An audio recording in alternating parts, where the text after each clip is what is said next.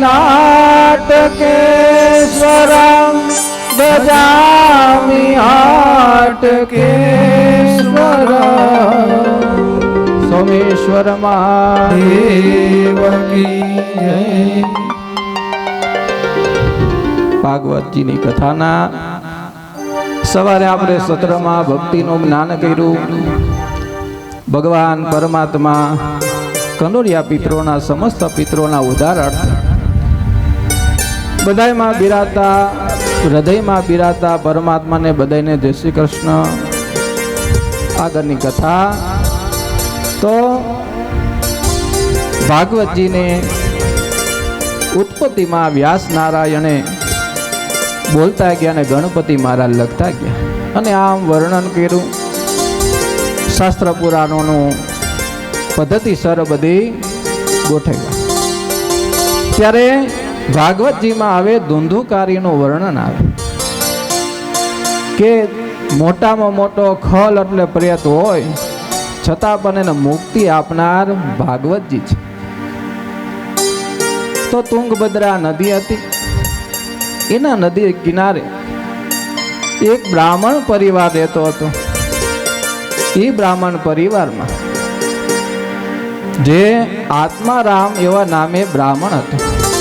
આત્મદેવ અને એના ઘરના ધુંધુલી તુંગભદ્રાથી જીવ છે. આત્મદેવ આત્મા છે, ધુંધુલી એટલે બુદ્ધિ છે. પણ બ્રાહ્મણ છે શુદ્ધ અને પવિત્ર તરીકે રહેતા, પણ એની બુદ્ધિ એટલે ધુંધુલી હતી એ થોડી કળિયુગના સ્વભાવ પ્રમાણે હતી. કુબુદ્ધિવાળી હતી. સારો વિચાર ના આવે, સારા સંસ્કાર ના આવે એવી કુબુદ્ધિવાળી ધુંધુલી હતી. ગામના લોકો ત્યાં જાય પણ કોઈ સીધો દેવાય ત્યાં બ્રાહ્મણની ઘરે ન જતા. શું લેવા? તો કે એની ત્યાં સંતાન નતા. વાંજિયાની ઘરે ત્યાં જાતા નહીં. એટલું દુઃખ હતું કે એની ત્યાં ગાય હતી પણ એની ત્યાં પણ વાછરડું કે ત્યાં એની ત્યાં પણ વાછડું થતું નહીં. એ પણ ગર્ભવતી થતી નહીં. એટલા વાંજરા મેણું અને વિધાતા એવા લેખ લખાઈશ. આત્મદમને એવું થયું કે આવું જીવન જીવાય. સંતાનની ખોટ, આપણી ત્યાં ગાય છતાં એને પણ કાંઈ બાળક નહીં, કાંઈ વાછરડું નહીં. એટલે એને એમ કહ્યું કે આ જીવન છે એ નકામું છે, મારે આવું જીવન જીવવું નથી. આત્મદેવ નામના બ્રાહ્મણ આત્મહત્યા કરવાને બાને જંગલમાં ગયા, વનમાં ગયા. વનમાં જતા જતા વચમાં એક સાધુ પુરુષ મળ્યા, સંત મળ્યા. સંત મળી અને વાત કરી કે હે વિપ્રવર્ય, હે ભૂદેવ, કઈ બાજુ નીકળ્યા? સંતને જવાબ આપ્યો કે અમે પતિ પત્ની છીએ પણ અમારી ત્યાં સંતાનની ખોટ છે. તમારા કાંઈ આશીર્વાદ હોય તો આપો, નકર મારે આત્મહત્યા કરવી છે. આ જીવ મારે જીવન જીવવું નથી.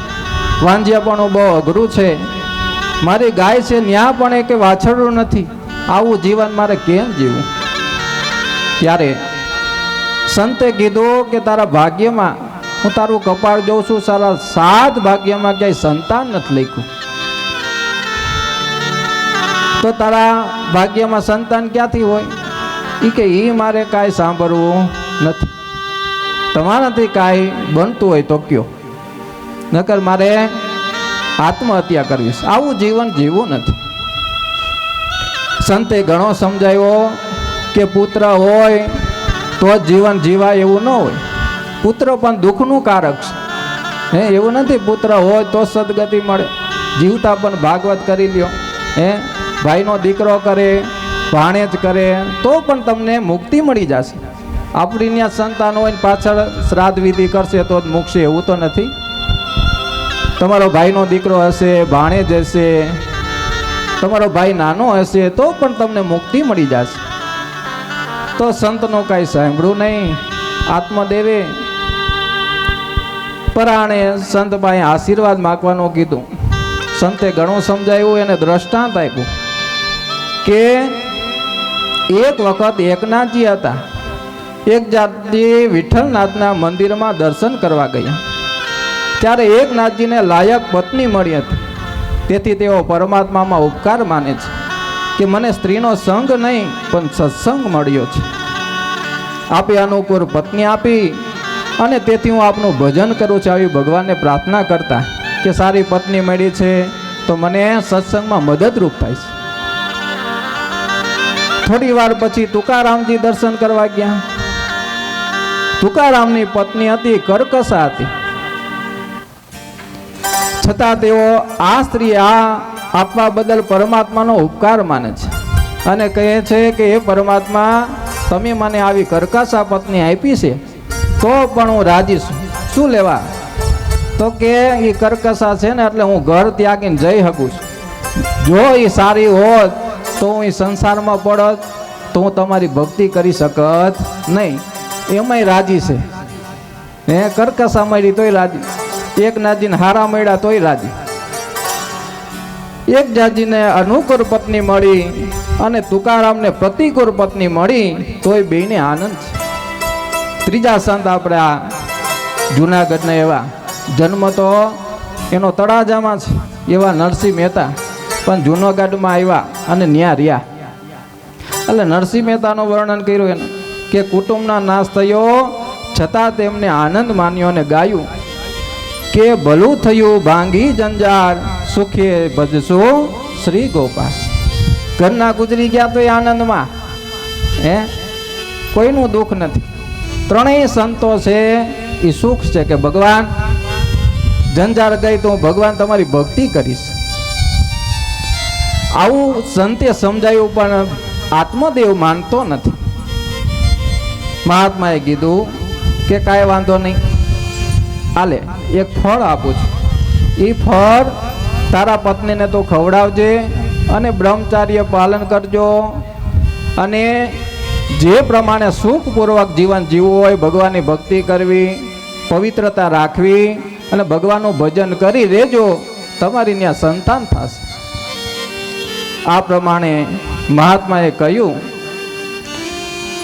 ત્યારે આત્મદેવ ફળ લઈને ઘરે ગયો છે. ઘરે જતા તેમના પત્ની ધૂંધુલી કહ્યું કે આપને સંતએ ફળ આપ્યું છે, આ તું ફળ ખાઈશ એટલે આપણને ત્યાં સંતાન થશે. ધૂંધુલીએ ફળ લઈ લીધું છે, ખાધું નથી.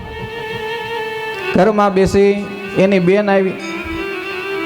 બેન આવીને વાત કરી કે બેન આ તારા જો બનાવી એક ફળ લઈ આવ્યા અને આ ફળ એક સંતે આપ્યું છે અને એ ખાઈશ એટલે મારી ત્યાં સંતાન થશે.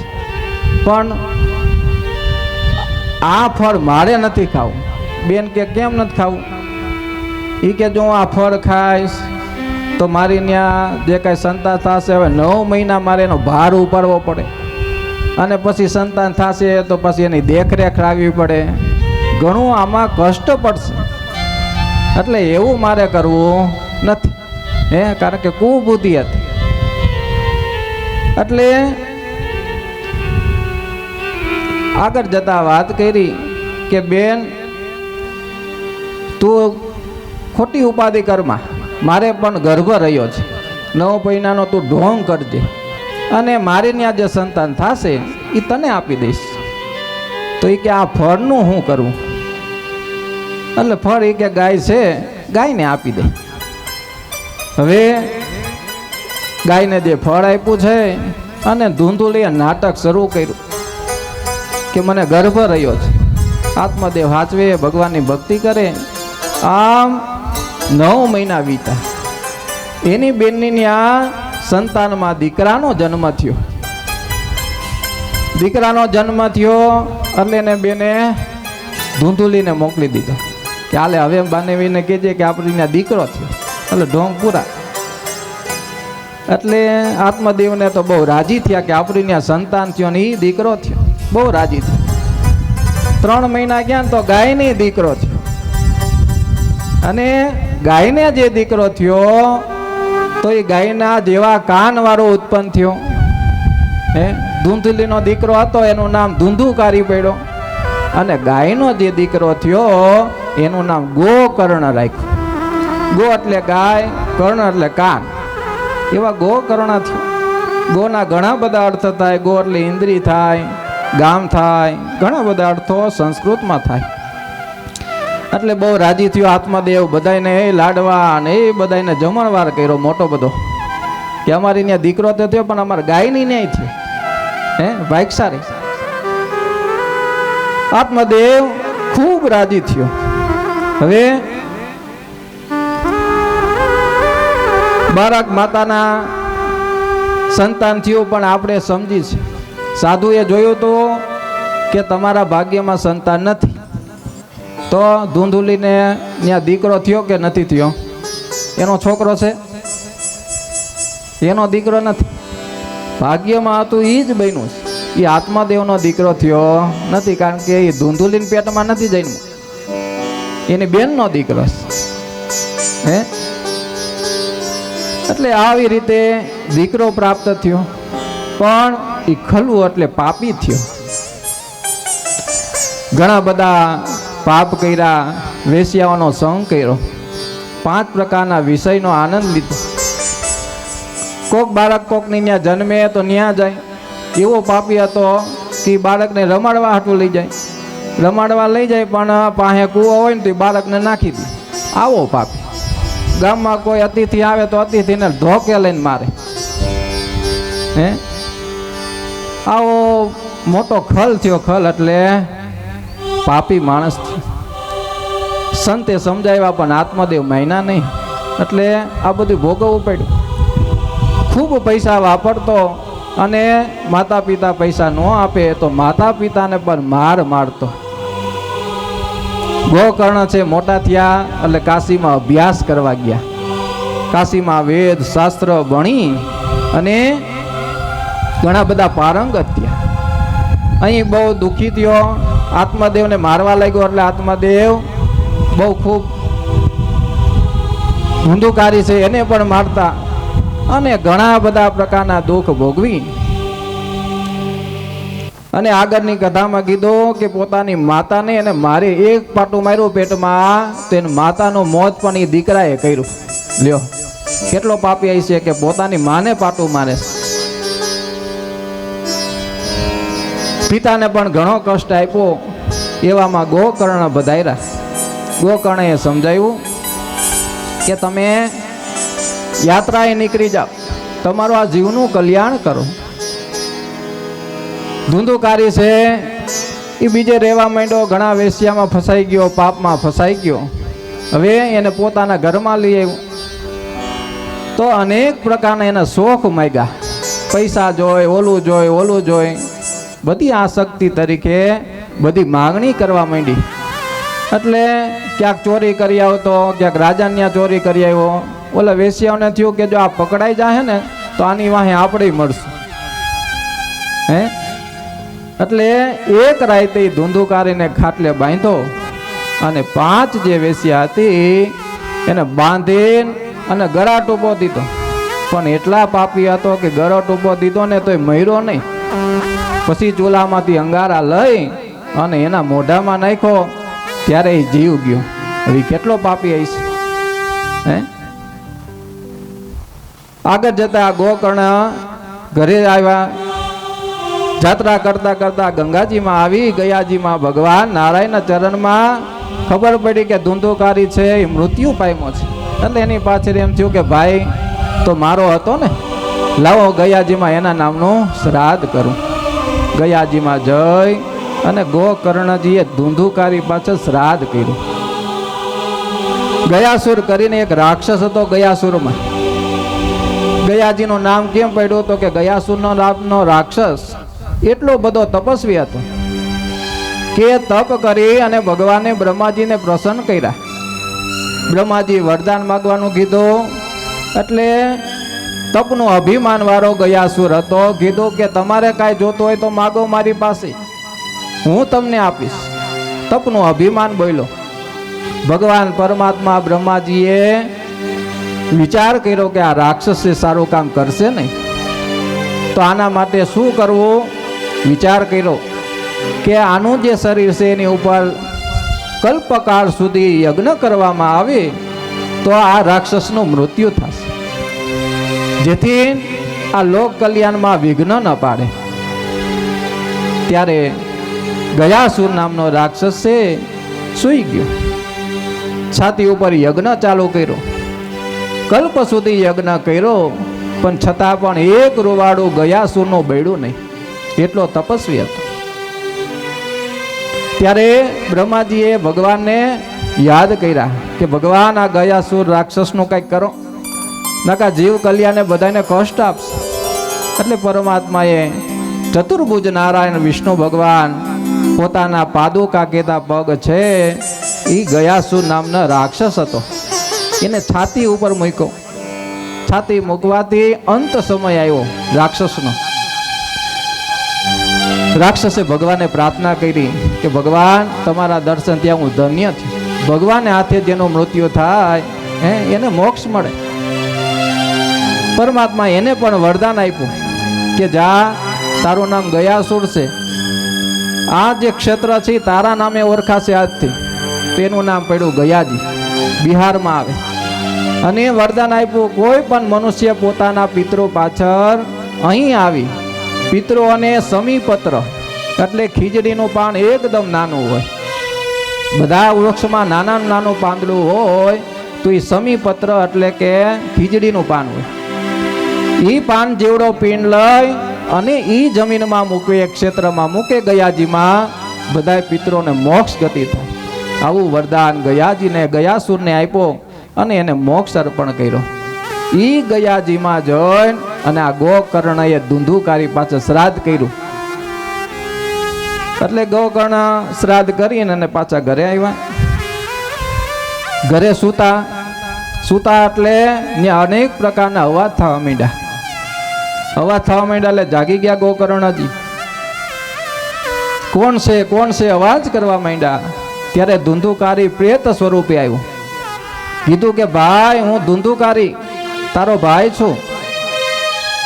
ગોકર્ણ કે તારી પાછળ તો મેં ગયાજીમાં શ્રાદ્ધ કર્યું છે, અનેક તીર્થમાં તારા નામનું મેં તર્પણ કર્યું છે, તો પણ તું આ પ્રેતમાંથી મુક્ત ન થયો. ધુંધુકારી કહેવા માંડ્યો, ભાઈ મેં જેવા પાપ કર્યા છે આ દુનિયામાં એવા કોઈ પાપ કર્યા નહીં હોય, એટલો હું પાપી જીવાત્મા છું. મને આ ગયાજીમાં નહીં અનેક પ્રકારના તો ગમે 100 શ્રાદ્ધ કરશો તો પણ મને મુક્તિ નહીં મળે. તમે એવું કાંઈક મારી પાસે કરો કે જેથી મને મુક્તિ મળે. આ પ્રેતીઓની એટલી ખરાબ છે કે હું જંગલમાં જાઉં, ફળ છે પણ ખાઈ શકતો નથી, પાણી છે પણ પી શકતો નથી, એક ઠેકાણે હું બેસી શકતો નથી અને ભટકા કરું છું. તો ભાઈ મને આમાંથી મુક્ત કર કરવા લાગ્યો છે.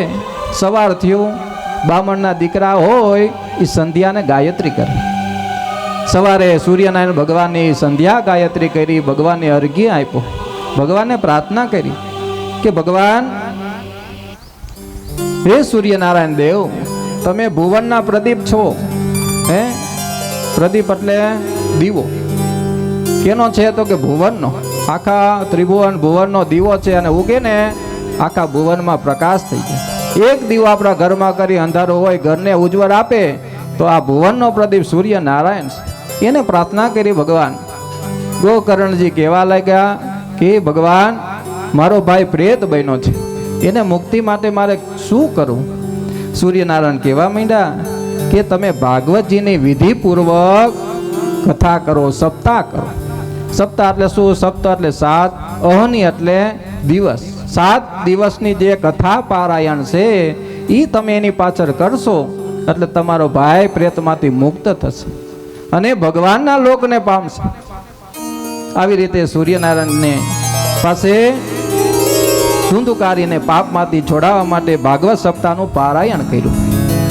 મર્યા પછી પાછળ કથા થાય તો ઠીક છે, પણ મરતા પહેલા કથા સાંભળો, પાપ છોડો, જીવતા સતત ભક્તિ કરવાની ટેવ પાડો.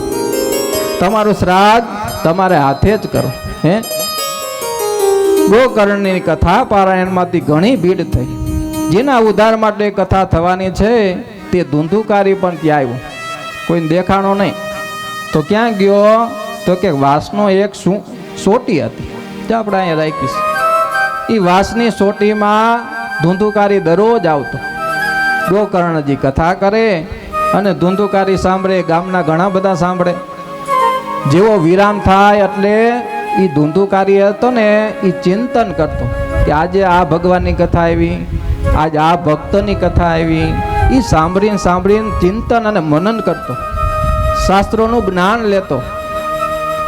કથા એટલે શું છે એ પ્રમાણે ધૂંધુકારીએ એક મનથી કથા સાંભળી.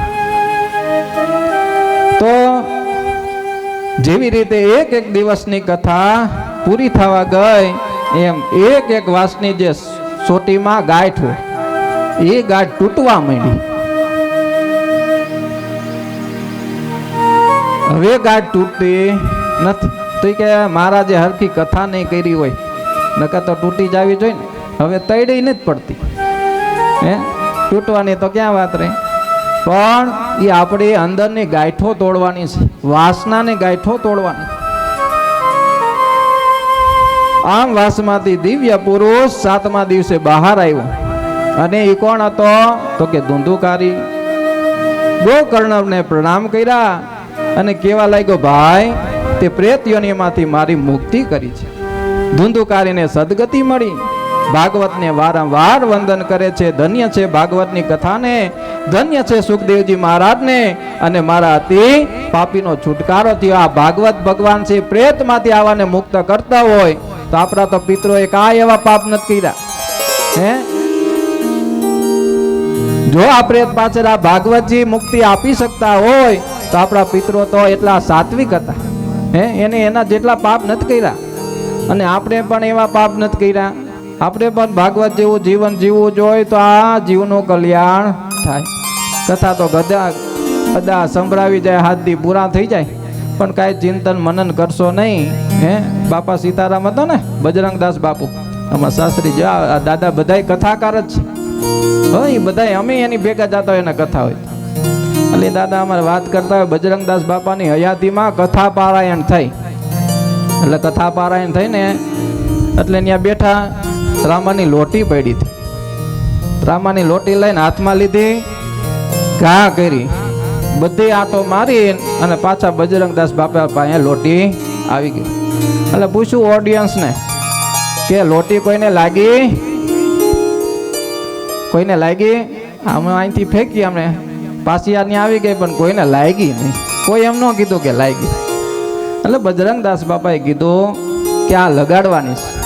આ કથા જે સાંભળી છે ને એ મનને લગાડવાની છે, એ જીવનમાં ઉતારવાની છે. હે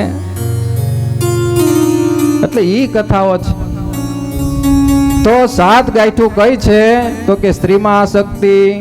હે લગ્ન તો થાય, ગૃહસ્થ જીવન આપણે ભોગવવાનું જ છે. હે તો એટલી બધી સ્ત્રીમાં આસક્તિ ન રાખવી.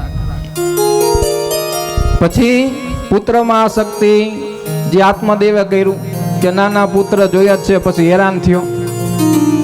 પછી ધંધામાં આસક્તિ, એટલો પણ આપણે ધંધો ન કરાય કે આપણે તૂટીને મરી જાય. હે ઘણાને તો એવો બધો ધંધો હોય, ફોન કરી ક્યાં છો ભાઈ? અરે કામમાં છે. તો ઘડીક આવજે ને. એ કે ટાઈમ જ નથી, મરવાનો ટાઈમ નથી. હવે મરવાનું થાય ત્યારે ભાઈ તારા હાથમાં નથી. હે આવા આપણે બધા સંસારી માણસ. દ્રવ્યમાં આસક્તિ એટલે પૈસામાં, કુટુંબમાં આસક્તિ, ઘરની આસક્તિ ને ગામની આસક્તિ. આ બધી આસક્તિ રૂપી ગાંઠ વિવેકથી છોડવાની છે. કથા રૂપી વિવેક વાણીથી મનમાં ચિંતન કરી, મનન કરી, સારા વિચારો લાવી, સારું જીવન જીવી, એનાથી આ આસક્તિ છે એ બધી તોડવાની છે. એ જ ગાંઠું છે. આ ગાંઠ છોડવી ઘણી કઠિન છે. પરમાત્મા સાથે પ્રેમ કરો તો જ આ વાસનાની ગાંઠ છૂટે છે, નકર છૂટતી નથી. એટલે એનું એક શેઠનું દ્રષ્ટાંત આપ્યું કે એક શેઠ 12 વર્ષથી ભાગવતની કથા સાંભળતા હતા. એક બ્રાહ્મણ રોજ કથા કરવા આવે. એક દિવસે શેઠને બહાર ગામ જવાનું થયું. કથા સાંભળવાના નિયમનો ભંગ કેમ થાય? બ્રાહ્મણને કહ્યું કે મારાથી આવતીકાલે કથા નહીં સંભળાય, નિયમનું શું થશે? ત્યારે બ્રાહ્મણે એક રસ્તો કર્યો કે તમારા બદલે તમારા છોકરાને મોકલજો, એટલે તમારો નિયમ તૂટશે નહીં, જળવાઈ રહે. હવે એને એવું સાંભળ્યું કે સત્સંગમાં કથામાં જાય ને તો એને વિરક્ત અને વૈરાગ્ય આવી જાય, અને વૈરાગ્ય આવે એટલે બાવા બની જાય. એટલે કે મારો છોકરો આવે તો ખરા, પણ એને ક્યાંક વૈરાગ્ય આવી જાય ને ઘર છોડી દે હે તો. એટલે કીધું કે ભાઈ તું કેટલા સમયથી કથા સાંભળસ, દરરોજ આવસ, તને કોઈ દી વૈરાગ્ય લાગ્યું? એક દીમાં તારા છોકરાને વૈરાગ્ય લાગી જાય? ઓમ આપણે સંતાન એમ કે અમારા સંતાન સારા થાય તો સારું, પણ બાવો બને કોઈને ગમતું નથી. એટલે આપણે બધે આવા છે. એટલે કથા પૂરી થઈ એટલે ધુંધુકારી માટે લેવા માટે પાર્ષદો ભગવાનના આવ્યા, વિષ્ણુ પાર્ષદો આવ્યા, અને વિમાન લઈ અને ધુંધુકારીને લઈ ગયા, અને ગામના ઓડિયન્સને બધા જોવા લાગ્યા કે આ પ્રેત, અને એના માટે વિમાન આવ્યું. આપણે તો બધાય કથા સાંભળી અને આપણે હાટું તો આવ્યું નહીં. એટલે ગોકર્ણને કીધું કે મહારાજ આમ કેમ? કે તમારા ભાઈને વિમાન લેવા આવ્યું, અમે કથા સાંભળીશ. એટલે કીધું ગોકર્ણજીએ કે કથા તો સાંભળી તમે, જે રીતે ધુંધુકારીએ કથા સાંભળી એવી રીતે તમે કથા સાંભળી નથી. એક મન દઈને કથામાં આવી પેલા 5 મિનિટ અગાઉ વહી આવતો, મનન કરતો, ચિંતન કરતો ને એવું આચરણ કરતો. આચરણ વગર બધું ખોટું. જીવનમાં જો કાંઈક આવશે તો જ આ કથાનું મહત્વ છે, ન કે બધું ઉપરથી જાય. એટલે એક સાધુ હતા, ત્યાં બેન ગયા છોકરાને લઈને, અને કીધું કે મારો છોકરો ગોળ બહુ ખાય છે, આનું કંઈક કરજો ને, કંઈક આશીર્વાદ દો. એટલે બેનને કીધું બેન આજ મંગળવાર છે ને, આવતા મંગળવારે આવજો. કાંઈ વાંધો નહીં. એટલે દિવસ તો વયા ગયા. પાછો મંગળવાર આવ્યો એટલે સાધુ પાસે ગયા દીકરો લઈને કે તમે કીધું તો મંગળવારે આવવાનું, આ ગોળ બહુ ખાઈશ. એટલે કીધું કે બેટા ગોળ બહુ ન ખવાય અને શરીરને નુકસાન થાય, માપે ખવાય. એટલે બેને કીધું કે બે તેથી ઓલા મંગળવારે તમારે આટલું જ કેવું હતું, તો આ અઠવાડિયું તમે કાઢ્યું તેથી કહી દીધું હોત તો અમને. એટલે બેને સાધુએ કીધું કે બેન એવી વાત નથી, કે તમારો છોકરો જેમ ગોળ ખાતો હતો ને એમ હું ખાતો. હવે જો હું નહીં ખાવ ને અને હું આ બાળકને જો કહીશ તો એને લાગશે કે ગોળ નહીં ખવાય, પણ હું જ ખાતો હોય ને એને કહી તો ભગવાન એને શું શક્તિ દે? ભગવાને પ્રાર્થના કરી, ભગવાન હું જે કાંઈ કહું ને એને લાગે. બ્રાહ્મણ કહે, માતા પિતા કહે ને એ થોડુંક છોકરાઓને લાગે. તમે એમને એમ ધમકાવ્યા રાખો ને કંઈક કહી ને કંઈક ખારા માણા પાસે લઈ જાઓ તરત એને મનમાં ઉતરી જાય. એવી રીતે આ કથા તો આપણે સાંભળી છે, પણ કંઈક જીવનમાં સુધારો આવે, પરિવાર ઘર જેવું બને. વસુદેવ કુટુંબકમ મહાભારતનું મોટું સૂત્ર છે. જે કાંઈ આપણે બેઠા છીએ, જે જીવાતમાં આખા પૃથ્વી ઉપર છે, એ બધાય અમારું કુટુંબ છે. પછી નાનો જીવ હોય કે મોટો જીવ હોય, કીડી હોય તો એ હાલે હે, હાથી હોય તો એ હાલે, બધામાં જીવ હરખો જ હોય. રંતી દેવતા કૂતરામાં જીવ ભગવાન માનતા. તો બધાયમાં બ્રહ્મ દ્રષ્ટિ રાખવી કે બધાયમાં પરમાત્માનો વાસ છે. એવી ભાવથી આપણે જીવન જીવશું તો આપણાથી કોઈ દી પાપ થાય નહીં. એટલે ગોકર્ણજીએ કીધું કે હવે તમે આપણે આ કથા તો સાંભળી છે ને, તો ધુંધુકારીને ભલે વિમાનમાં લઈ ગયા. શ્રાવણ મહિનો હતો, કથા કરી હતી. એ કે હવે એક કામ કરો, આવતા શ્રાવણ મહિને આપણે બધાય પાછા કથા કરશું. પાછો શ્રાવણ મહિનો આવ્યો. ગોકર્ણજીએ 7 દિવસની સપ્તાહ પારાયણ કર્યું, અને બધાને લેવા માટે બધાય વિમાનો આવ્યા. બધાને ગણ્યા કે આટલા માણસ છે, આટલા વિમાન હમણાં આવવાના જ છે, આપણે બધાને લેવા. કોણ બેસશે? તો સારું કોક જાય તો. નકા તુકારામ હતા ને, તુકારામ એને ભગવાનની ભક્તિ કરીને વિમાન લેવા આવ્યું. વિમાનમાં બેઠા અને નીચે પત્ની હતા. કીધું હાલો તમારે આવવું હોય તો વિમાનમાં વહી આવો. એ કે મારે નજીક ઘણું જીવવાનું. એટલે બોલો, એટલે આપણે એવા જ છીએ. આપણે કોઈ વિમાન આવે તો જાય એમ નથી કે અહીંયા તો સારું સ્વર્ગ જ છે. એટલે ગોકર્ણએ કથા કરી, ગામના ઘણા બધા વિમાનો આવ્યા અને બધાને સ્વર્ગમાં લઈ ગયા. ભગવાનનું ધામ મળ્યું. કયું ધામ મળ્યું? તો કે ગોલોક. ગોલોક એટલે વૈકુંઠ. આવી રીતે પ્રેતાત્મા જે ધુંધુકારી હતો એને મુક્તિ મેળી કોને કરાવી? તો કે ભાગવત ભગવાને જય જયકાર કર્યો. બોલીએ ભાગવત ભગવાન કી. મહાત્માની કથા પૂર્ણ થઈ અને પેલા સ્કંદમાં આરંભ કરતા સુખદેવજી મહારાજને નમસ્કાર કરી, વ્યાદ વ્યાસજીને બધાને નમસ્કાર કર્યા. આરંભ કરતા બધાની પ્રાર્થનાને સ્તુતિ કરી. જન્માદ્યસ્ય યતોન્વયાદિતરત સ્વાર્થે સ્વવિઘ્ન સ્વરા તેને બ્રહ્મહૃદાય આદિ કવયે મુહ્યન્તિયા સૂરય તેજો વારિવૃધામ યથા વિનિમયો યત્ર ત્રિસર્ગામૃષા ધામ્ના સ્વેન સદા નિરસ્તકુહકં સત્યં પરં ધીમહિ સત્યં પરં ધીમહિ. શાસ્ત્રોમાં વર્ણન છે કે જેની પાછળ ધીમહિ લાગે ગાયત્રી મંત્ર થાય. હે ગાયત્રી મંત્ર આપણે બોલી તેમાં વાહે ધીમહિ આવે. તો કેવા ભગવાન છે કે તો કે સત્યમ પરમ ધીમહિ. ભાગવતજીના પહેલા અધ્યાયના પહેલા શ્લોકમાં સત્યનું વર્ણન કર્યું. તે સત્ય કોણ છે? તો કે પરમાત્મા સત્ય સ્વરૂપ છે. હે જો અહીંયા શિવને ન કીધું કે શિવ પરમ ધીમહિ, કૃષ્ણ પરમ ધીમહિ, રામ પરમ ધીમહિ, એમ શબ્દ ન આવ્યો. નકર આપણામાં તો ઘણા બધા ફાટા પડી જાય કે આ તો અમારું શાસ્ત્ર છે. હે શિવ પરિવાર વાળા કે આ તો અમારું શાસ્ત્ર છે. બધા વિભાગ પડી જાય.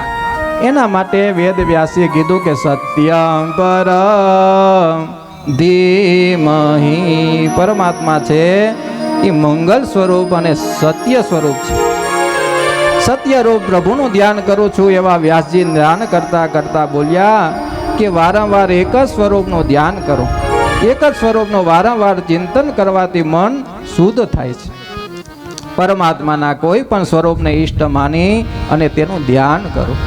ધ્યાન એટલે માનસ દર્શન. રામ, શિવ, કૃષ્ણ કોઈ પણ મનગમતા સ્વરૂપનું ધ્યાન કરવું. વ્યાસજીએ એમ કરતા કીધું કે ફક્ત શ્રી કૃષ્ણનું ધ્યાન કરવું કે જેને પરમાત્માના જે સ્વરૂપમાં પ્રીતિ હોય તે સ્વરૂપને ઈષ્ટ માની અને તે સ્વરૂપનું ધ્યાન કરો. જેમાં આપણે આનંદ આવે તે આપણા ઈષ્ટદેવ છે. એકમાં જ અનેક સ્વરૂપ અને નામ છે પણ તત્વ એક છે. દીવાની પાસે જે રંગનો કાચ મૂકો તેવો તેમાં પ્રકાશ થાય. એમ બધાય ભગવાન એક જ છે. અનેક પ્રકારના આપણા 33 કોટી પ્રકારના દેવતાઓ છે. જેવા કર્મ કરી એ ભગવાન આપણે બોલાવવા પડે. ગણપતિની પૂજા કરે, શિવની પૂજા કરે, વિષ્ણુની પૂજા કરી, એટલા દેવતાઓ આપણા છે. હે એક આપણે રાજકોટ જિલ્લાના હોય તો એના ખાતા અલગ હોય. હે પાણી પુરવઠાનું, આરોગ્યનું. તો એમ બધાય દેવતાને એક એક ખાતા હોય. પા એક દેવને ખાલી બધાય ભજતા હોત તો એક દેવ બિચારા ક્યાં જાત. એટલે આપણી પરંપરા દરેક દેવતાઓમાં કે તમારે ધન દોલતની જરૂર છે, લક્ષ્મીની જરૂર છે, લક્ષ્મીનારાયણ ભગવાનની પૂજા કરો. હે બળ જોતું છે તો કે હનુમાનજીની પૂજા કરો. વૈરાગ્ય જોતો છે શિવની પૂજા કરો. હે વિદ્યા જોતી હોય તો સરસ્વતીની પૂજા કરો. આમ દરેક દેવતાઓના ખાતા રાખ્યા કે જેથી તરત તમારું કામ થઈ જાય ને તમને સિદ્ધિ મળે.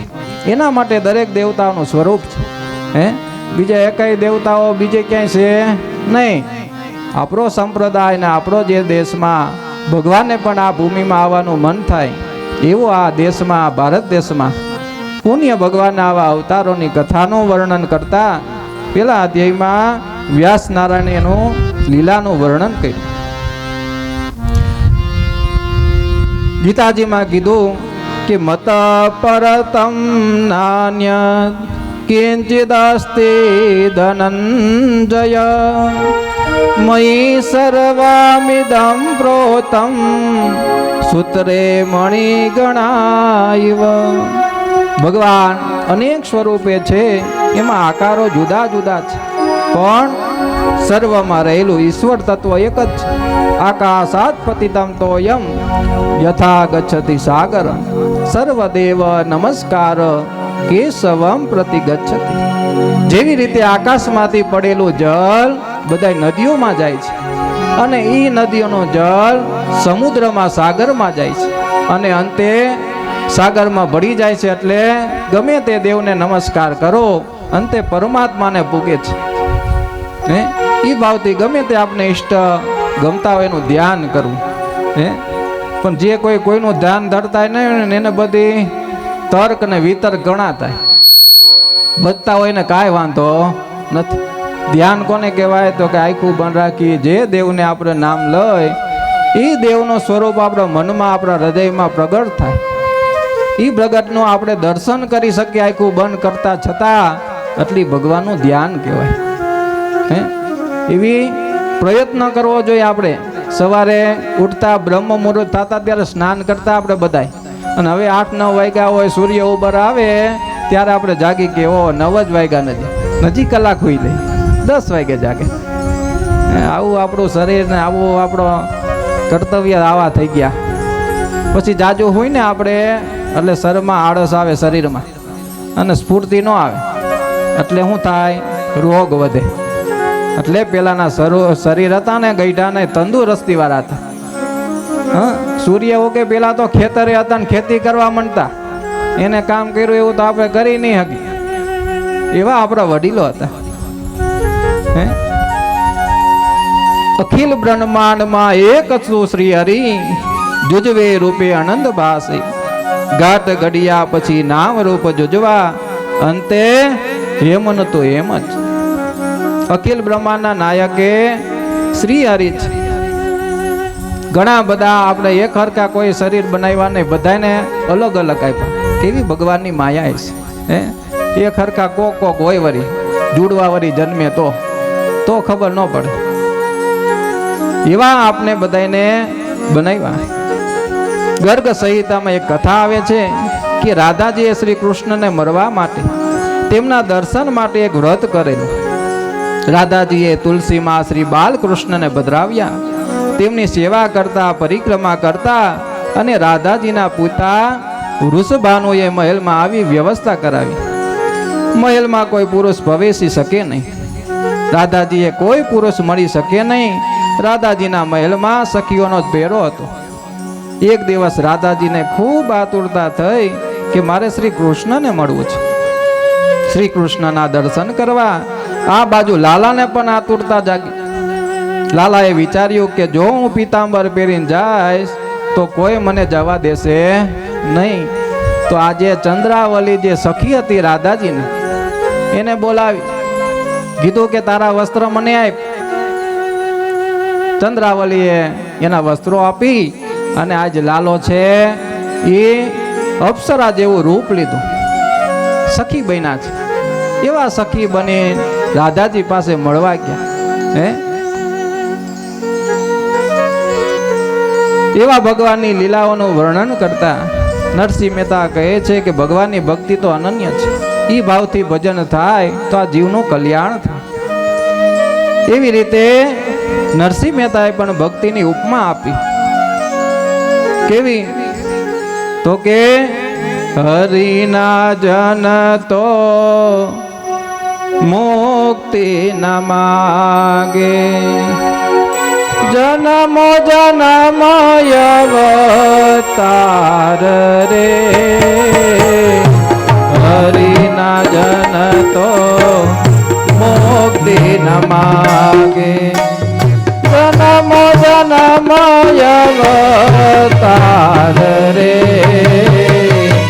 નિત સેવા નિત કીર્તન ઓછવ નિરતવાનંદ કુમાર રે હરિના જન તો મુક્તિ ન માગે ભૂતર ભક્તિ પદાર્થ મોટું બ્રહ્મલોકમાં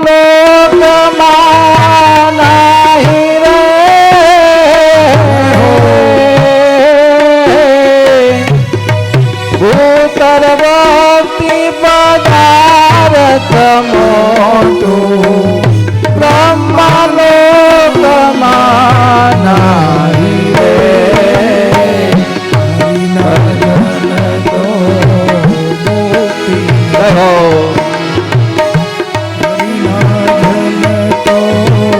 મુક્તિ ન માગે જન્મ જન્મ અવતાર રે નિત સેવા નિત કીર્તન ઓછવ નિરખવાનંદ કુમાર રે હરિના જન તો મુક્તિ ન માગે. બોલીએ ભાગવત ભગવાન કી જય. કથા પેલા દિવસની હોય ને ત્યાં જઈને પૂગવું પડે, નકર તો હમણાં કીર્તન કરવા માંડીએ આપણે. પણ કથાનો એક મહિમા પદ્ધતિ હોય કે અહીંયા સુધી આ પેલા દિવસની કથા કરવી, બીજા દિવસે અહીંયા સુધી કથા કરવી. તો એમ કીર્તન હાલતો ને અને મોરારી બાબુ કરતા હરિ બોલ, એટલે હરિ બોલતા બધાય વાહ વાહ જય જયકાર કરતા, અને એમાં ભક્તિ ઉમરતી ને જ્ઞાન વૈરાગ્ય આવતા. તો હરિ બોલ એમ કરતા ને જુનાગઢમાં કથા હતી. જુનાગઢમાં કથા ને તો એક હરિભાઈ કરીને આવતા કથા સાંભળવા, અને હરિભાઈ બિચારા ખુરશી ઉપર પાછળ 60 વર્ષના, થોડેક કાનમાં શક્તિ વહી ગઈ હતી એટલે સાંભળે ઓછું, અને શક્તિ કહેવાય. હવે થયું એવું, બાપુ ઘડીક થાય ને તો કે હરિ બોલ, એટલે હરિભાઈને એમ થયું કે આ દોડવાનું કહેતા. બિચારા હરિભાઈ મોરારી બાપુનો તો ડૂમ કેવડો મોટો હોય, ચક્કર મારી આવે અને બે અને ઘડી કથા થાય ત્યાં બાપુ પાછા બોલે હરિ બોલ. હરિભાઈ પાછા દોડવા માંડ્યા. આમ 2-3 આટા મારે ત્યાં બપોર પડી જાય, અને દાદા ઘરે જાય ને તો હુઈ જાય સીધા. એટલે છોકરાઓ કે આ બાપુજી કથામાં જાય છે, ક્યાં જાય છે? એટલે બાપુજી ગયા કથામાં તો વાય એને દીકરો ગયો, એટલે ગયો કે બાપુજી કરે શું? અને મોરારી બાપુએ કથા કરી, કીર્તન કર્યું, શ્રી રામ જય રામ જય જય રામ. ખાલી ભાઈ નહીં પૂગાય આપણે કથા, ખાલી એમ બોલ્યા એક મોરારી બાપુ. અને એટલું ધ્યાન ત્યાં હરિ બોલ બાપુએ કર્યું. હરિભાઈ દોડ્યા, અને દીકરાએ હાથ પકડ્યો કે બાપુજી ઉભા રહ્યો, ક્યાં જાઉં છું? એ કે બાપુ કે તો એનો મને પ્રેમ છે બાપુમાં, અને બાપુ કે એમ જ કરું, સંત કે એમ કરવું જોઈએ. સંત એમ કે કૂવામાં પડી જવાનું, એવી ગુરુની જે માનતા એ ગુરુની આજ્ઞા માનતા. એટલે બેહાડ્યા બાપુજીને. દીકરાએ કીધું બાપુ હે ને મોરારી બાપુ હરિ બોલ બોલે છે, હરિ દોડ નથી બોલતા. એટલે બેહાડ્યા. ત્યાં થયું કે હવે પછી નો દોડતા હે. એટલે આગળ જતા આ નરસિંહ મહેતાએ કીધું કે મુક્તિ છે તો ભગવાનની દાસી છે, ભગવાનને પ્રાપ્ત કરવા જોઈએ, એના ચરણમાં આપણું મન રહેવું જોઈએ, અને આ જીવનું કલ્યાણ કરવું જોઈએ. અને ભક્તિ જો આ જીવથી ન થતી હોય તો હું દરેક વખતે મનુષ્ય અવતાર લઈને આવું. નરસિંહ મહેતાની બહુ કથા છે, એ કાલ કરશે. ઘણા જન્મ થયા નરસિંહ મહેતાના. નરસિંહ મહેતાનો અવતાર કોણ હતા? પેલા કર્ણ હતા. કર્ણ થયા, એના પછી શેઠ સગાડસા થયા, શેઠ સગાડસા થયા ને પછી નરસિંહ મહેતા થયા. એની આખી કથા એ કાલ આવશે, આજ નો આવે. એટલે કાલ યાદ રાખજો, સંભાળજો મને, તો કરશું આપણે. હા એમ. એટલે શ્રી રામ અને હનુમાનજીનો દ્રષ્ટાંત દીધું કે રામચંદ્ર ભગવાનનો રાજ્ય અભિષેક થયો. ભક્ત કોને કહેવાય? ભક્તના લક્ષણ આપ્યા કે ભગવાનની ભક્તિ કોણ કરી શકે? તો ભક્ત કરી શકે. અને હનુમાન જેવો કોઈ ભક્ત થાય નહીં. વીરાસનમાં જ ઉભા રહીએ, જેમ દોડવાની રેસ હોય અને જે પ્રમાણે રહેવું જોઈએ, બંદૂક ફોડી નથી, દોડ્યા નથી, એમ ભગવાનની રામ ભગવાનની સેવામાં એમ તત્પર રહેતા ભગવાન હનુમાનજી એવા ભક્ત. એટલે એવી સેવા કરી ભગવાનની. એટલે રાજ્યાભિષેક થયો, બધું યુદ્ધ પૂરો થઈ ગયો. સીતાજીને બધાય રામ રાજ્યમાં અયોધ્યા આવી ગયા. અયોધ્યા આવી અને બધાને સન્માન કર્યું કે તમે મારી મદદ કરી છે.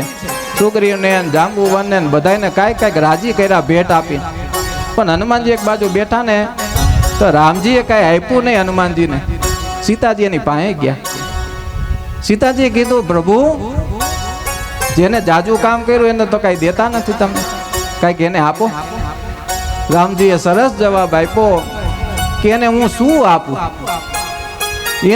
એના એટલા ઋણ મારી ઉપર છે કે હું આપીને અને એને શરમાવું હે એને હું કાંઈ આપી શકું એવો નથી, એના ઋણીમાંથી મુક્ત થાય એવો નથી. હે, આપીને મારે એનું અપમાન કરવું એવું થાય. માણસ એવડું મોટું કામ કરે ને તમે એમ થોડુંક દે ને અને એમ કહો તમે મારું બહુ સરસ કામ કર્યું.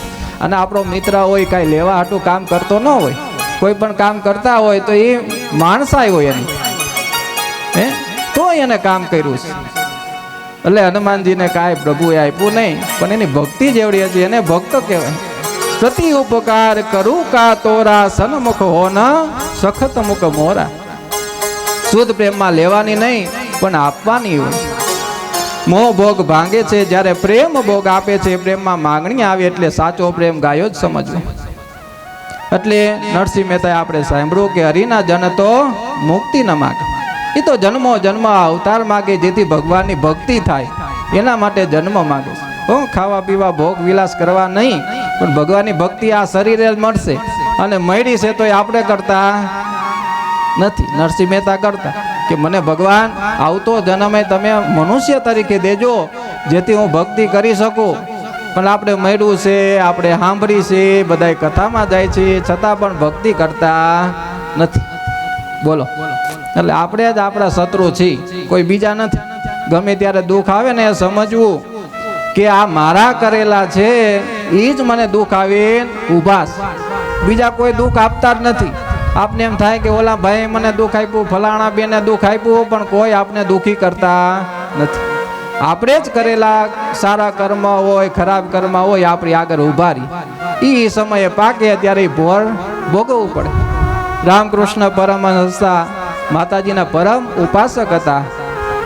તો એક કીધું એને કે તમે કેન્સર છે, તમે તો માતાજીના પરમ ભક્ત છો, અને માતાજી તમારી સાથે વાત કરે છે તો એને કયો મટાડી દે. રામકૃષ્ણ ભગવાને જવાબ આપ્યો કે મારી માને હું કહું અને આવા કામ કરવા એને કઈ હેરાન કરાય? આજે મને માં મટાડી દે હું કહું એટલે, પણ આવતા વર્ષે પાછું મારે આવતા ભોગે ભોગવવું પડે, એટલે એ કામ કરવું નથી. કેન્સર હતા, જીવડા થઈ ગયા. એ જીવડો બહાર આમ શરીરમાંથી બહાર વહી જાય ને તો એ જીવડાને પાછો પકડે અને પાછો મૂકી દે શરીર ઉપર કે તારું કાંઈ ઋણ હોય તો લઈ જા, તો આવતા જન્મે તું પાછો મને મળ નહીં. આવી ભક્તિની બધી રામકૃષ્ણ જેવા પરમ ભક્તો થઈ ગયા, એના આવા વિચારો હતા. હે, ઈ દેશ આપણો છે. એટલે સુદામા દેવની પણ ભક્તિ એવી હતી. નરસિંહ મહેતાને સંભાળ્યા, તુકારામ, એકનાથ આવા ભક્તો થઈ ગયા, એમ સુદામા થઈ ગયા. અને ગોપીઓ હતા એ બધા ઋષિઓ થઈને ગોપી બન્યા. ગોપી એટલે શું કહેવાય કે જેને પુરુષ અને સ્ત્રીનું કોઈ ભાન નથી એને કહેવાય ગોપી. ત્યારે ભગવાનના રાસલીલાના ભગવાન સાથે ઈન્યા રહી હગે હારો હાર. ગોપીને એટલો પ્રેમ ભગવાનનો મળ્યો કે એવો કોઈને મળે નહીં. રાસ થતો હતો તો નારદજીને થયું કે હાલો મારે ભગવાનના રાસમાં જવું છે. પણ નારદજીને અભિમાન હતું. કોઈને અભિમાન હોય એને રાસમાં પ્રવેશ મળતો નથી. જેને ખાલી સ્ત્રી તત્વ અને પુરુષ તત્વનું ભાન હોય એનો એ અહંકાર હોય કે હું પુરુષ છું, હું સ્ત્રી છું, તો એને પણ રાસમાં પ્રવેશ ન મળે. હવે નારદજી ગયા કે મારે રાસમાં જવું છે. દ્વાર પર અટકાવ્યા કે તમે જઈ શકશો નહીં. તો ત્યાં બેઠા, ઘડીક રાધાજી નીકળ્યા ત્યાં એટલે બોલાવ્યા કે દેવી કૃપા કરો, મારે ભગવાનના રાસમાં જવું છે.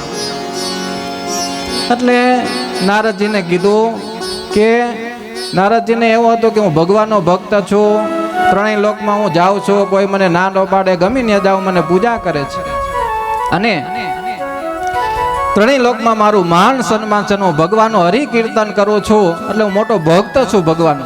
આવે એનો અભિમાન. એવા અભિમાન દ્વારા એને પ્રવેશ મળ્યો નહીં. એટલે રાધાજીએ કીધું તમારો અભિમાન મૂકી અને તમે આ રાધા કુંડ છે એમાં તમે સ્નાન કરી આવો. એટલે નારદજી ગયા રાધા કુંડમાં સ્નાન કરે. રાધા કુંડમાં સ્નાન કર્યું. નારદજીએ બહાર નીકળ્યા ને તો એ નારદી થઈ ગયા. નારદમાંથી શું થઈ ગયા? નારદી એટલે સ્ત્રી થઈ ગયા, ગોપી થઈ ગયા. અને જેવા ગોપી થયા એટલે બધી વાસનાઓ એને વહી ગઈ. આ સ્ત્રી પુરુષ ભગવાનનો ભક્ત આવું જે કઈ અભિમાન હતું એ નારદજીને વહી ગયું અને એને કૃષ્ણ રાસના દર્શન. આવી ભગવાનની ભક્તિ છે. એનું એક દ્રષ્ટાંત ચાંગદેવ અને જ્ઞાનદેવનું છે. કેવું તો કે જ્ઞાનેશ્વરની કીર્તિ સાંભળી ચાંગદેવ મત્સર થયું. ચાંગદેવ હતા ને એને અભિમાન હતું. અભિમાની વ્યક્તિ કોઈ દી ભગવાનને પ્રાપ્ત કરી શકતા નથી. એટલે ચાંગદેવને થયું કે હું તો મોટો સિદ્ધ પામેલો વ્યક્તિ છું. એટલે ચાંગદેવે પોતે પ્રાપ્ત કરેલ યોગ સિદ્ધિના બળે 14 વાર મૃત્યુને પાછું ઠેલવ્યું. હતું 100 વર્ષનું આયુષ્ય, પણ એને એવી સિદ્ધિ પ્રાપ્ત કરી કે 1400 વર્ષ જીવા. 100 વર્ષે એક સિદ્ધિ મળી, એટલે 1400 વર્ષના થયા. અને સિદ્ધોને એને ફસાયેલો તેમને પ્રતિષ્ઠાનો અને મોહ હતો, અભિમાન હતો. એટલે જ્ઞાનેશ્વરની કીર્તિ સાંભળી અને તેમની ઉપર પત્ર લખવા બેઠા ચાંગદેવ. કે જ્ઞાનદેવના પત્રમાં લખવાનું શરૂઆત કરે, પણ બોલપેન હાલી નહીં. ચાંગદેવને થયું કે આ જ્ઞાનેશ્વર છે એ મારા કરતા તો નાના છે, શું લખવું? પૂજ્ય લખવું તો મારા કરતા એ પૂજ્ય નથી. આને એવો અભિમાન હતો કે મારા જેવો કોઈ સિદ્ધ વ્યક્તિ નથી. એવું અભિમાન થયું એટલે કાગળ છે ને કોરો મોકલો, કાંઈ લખ્યા વિના. એટલે જ્ઞાનેશ્વરને પત્ર મળ્યો અને જ્ઞાનેશ્વરે જોયો, એટલે એના પત્નીએ જોયો કે આમાં તો કાંઈ લખ્યું નથી. પણ જ્ઞાનેશ્વર સમજી ગયા કે આ ડોસાને સિદ્ધિનું અભિમાન છે, કાંઈ વાંધો. એટલે જે કાગળ કોરો હતો એમાં લખ્યું કે નજી તમે કોરા ને કોરા રહ્યા, એટલી બધી સિદ્ધિઓ પ્રાપ્ત પડી તોય તમે કાંઈ લખી હૈગા નહીં. ઈ કાગળ ગયો ચાંગદેવ પાસે. ચાંગદેવ વાંચ્યું કે આ શું આટલો બધો અભિમાન. એટલે એ જાણવા માટે કે કેવા સિદ્ધ જ્ઞાનેશ્વર છે, હાલો હું જાઉં. એને એમ થાય કે હું સિદ્ધિવાળો છું, એના માટે ચાંગદેવ છે ને એટલી સિદ્ધિ પ્રાપ્ત કરી કે વાઘ છે ને એનું વાહન બનાવ્યું. વાઘને લીધો સવારી માટે અને દોયડું નાગનું કર્યું. નાગનું દોયડું કરી વાઘ ઉપર સવારી કરી અને સિદ્ધિઓ બતાવવા માટે જ્ઞાનેશ્વર પાસે ગયો. એટલે જ્ઞાનદેવને કહ્યું ભલે ડોસો આવે, સિદ્ધિનું એને અભિમાન છે. તો જ્ઞાનેશ્વર ઓટા ઉપર બેઠા હતા, પથ્થર ઉપર. ચાંગદેવ હતા ને એને તો પશુ હિંસાવાળા પશુઓ હતા એની ઉપર સિદ્ધિ મેળવી હતી. પણ જ્ઞાન જે દેવ હતા એને પથ્થરને કીધું કે જા આપણી અતિથિ આવે અને તું એનું સન્માન કરવા જા. એટલે ઓટલો હતો ને પથ્થર હાલવા માંડ્યો ચાંગદેવની સામે. ઈ જોઈ અને ચાંગદેવ નીચે ઉતરી ગયા અને પગે દંડવત પડી ગયા અને કીધું કે હું તમારો ભક્ત છું, મને અભિમાન હતો સિદ્ધિઓનો. હું તો પશુઓને જ હિંસક બનાવીને એની સિદ્ધિઓ પ્રાપ્ત કરી હતી, પણ તમે તો આ પથ્થર જડ વસ્તુ છે એમાં પણ તમે ચેતન આપી. ત્યારે થયું કે નહીં અમારાથી પણ. એટલે આપણે અભિમાન શેનું કરવું? કઈ સિદ્ધિઓ, પૈસાઓ, ભક્તિઓ જે કરતા હોય આપણા માટે, પણ આપણાથી પણ સવા શેર આ દુનિયામાં છે એટલું યાદ રખાય. એટલે આપણું અભિમાન ઓછું થાય. ભક્તિ કરતા અમે તો 2 માળા કરી, કોકે અમે 4-5 માળા કરી. અમે તો દરરોજ સવાર થઈને પૂજા કરવા જાય, પણ એ આપણા હાટું કરીશ, એમાં અભિમાન શું કરવાનું? એનું અભિમાન કરવાનું એ તો આપણું કર્તવ્ય છે, બધાએ કરવાનું જ છે. એટલે આવી રીતે ભગવાનની ભક્તિ કરી અને આગળ જતા જ્ઞાનદેવ અને ચાકદેવનો કરતા શેતક નામ ચાપી મામ સિદ્ધિ સર્વ ક્ષેત્રેષુ ભારત. સુખદેવજી આવી અનેક પ્રકારની કથાઓ કરી. વ્યવહારમાં થોડું જૂઠું બોલવું પડે, પરંતુ આ સાવ ખોટી વાત છે કે વ્યવહારમાં કોઈ ખોટું બોલાય નહીં. જે આપણું ફરજ છે એ સત્યતા બાજુ લઈ જવું છે. જૂઠું બોલીને અને આપણું શરીર છે એ બગાડવું ને, અંતકરણ પવિત્ર રાખવું. ભાગવતજીમાં કલ્પવૃક્ષનો દિવ્ય રસાત્મક ફળ છે, એ ફળનો શ્લોક છે ભાગવતજીમાં આપ્યો, શ્રવણ કરીએ. નિગમ કલ્પતરોર્ગલિતમ ફલ સુખ મુખાદમૃતમત સંયુતમ પિબત ભાગવતમ રસમાલયા મુરહો રસિકા ભુવિ ભાવુકા. વ્યાસજીએ વર્ણન કર્યું કે આ જે વેદવાણી છે, વેદ રૂપી આ ફળ છે. એ ફળ કેવું છે તો કે આંબાનું ફળ છે. આંબામાં શું આવે તો કે કેરી આવે. પણ આ કેરી જે છે એ કલ્પ વૃક્ષ સમાન છે. કલ્પ વૃક્ષમાં જે માગે ને એ આપે, એવું એનું વર્ણન છે. અને એ ફળ કેવું છે તો કે સૂકે ખાધેલું. સૂક એટલે પોપટ, આપણે કહીએ ને હુડો. હુડાએ જે ફળ ખાધું હોય એ એકદમ મીઠું હોય, એવું ફળ આંબાનું. એ આ ફળ ભાગવતજીનું એવું ફળ છે કે એમાં ક્યાંય ગોટલી છે નહીં, સીધું રસ જ છે. ફળ હોય પણ એમાં ગોટલી હોય, ઠરિયા હોય, પણ આ સીધું પીવાનું જ છે. નકર ફળને ખાવાનું, કારણ કે આ ફળ એવું છે જે કાનથી પીવાનું.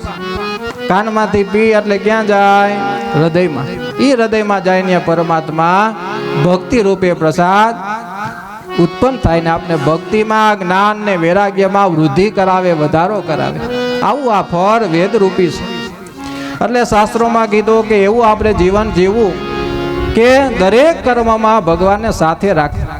એનો પણ શ્લોક આપ્યો, સતમ વિહાય ભોક્તવ્ય સહસ્ત્ર જ્ઞાનમ આચરે લક્ષમ વિહાય દાતવ્ય કોટિ ત્યક્તવા હરિ ભજે.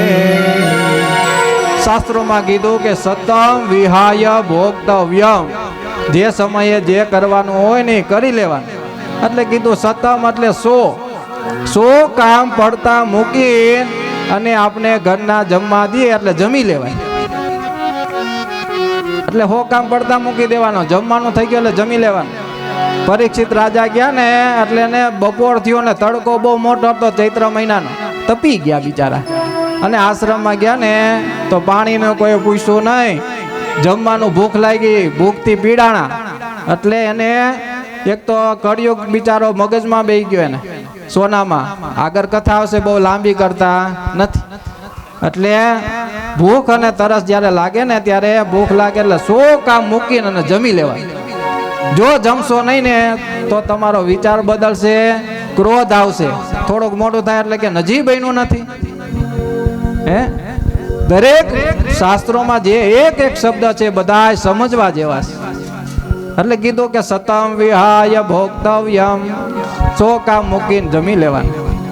પછી સહસ્ત્ર સ્નાનમ આચરેત, 1000 કામ મૂકી અને સ્નાન કરવું. આ શ્લોક છે ને આગળથી હેલો લાગે પણ છે પાછળથી એનો મહિમા. પેલા આવ્યા 100 કામ મૂકીને શું કરવાનું કે જમી લેવાનું. 1000 કામ મૂકીને શું કરવાનું કે સ્નાન કરવાનું. તીર્થમાં ગયા હોય ને ઓહો કે ઠંડુ પાણી, પણ ત્યાં ઠંડુ જ હોય, પણ આપણે ક્યાં દરરોજ ના હોય. અને પાછા ત્યાં ત્યારે ક્યાં જવાના હોય? ગંગાજીમાં પાણી આવે તો એ જલ છે ને એ હિમાલયનું જ છે. તો ત્યાં સ્નાન કરી લેવાય. સવારે બ્રહ્મ મુહૂર્તમાં સ્નાન કરી લેવાય. તો 1000 કામ મૂકીને અને સ્નાન કરવું. પછી 1,00,000 કામ મૂકીને અને દાન કરવું. દાનનો મહિમા કીધો. એક વહુ હતા, એ વહુ છે ને બિચારા જ્યાં રહેતા પેલા દીકરી તરીકે, તો એ ઘરમાં એવો બધો એનો વ્યવહાર હતો ઘરનો કે ઘરમાં કોઈ પણ અતિથિ આવે તો એને જમાડવા, કોક આવે એને દાન કરવું, અને સારા સંસ્કારોમાં એ ઉછરેલા. એવી દીકરી સાસરે ગઈ.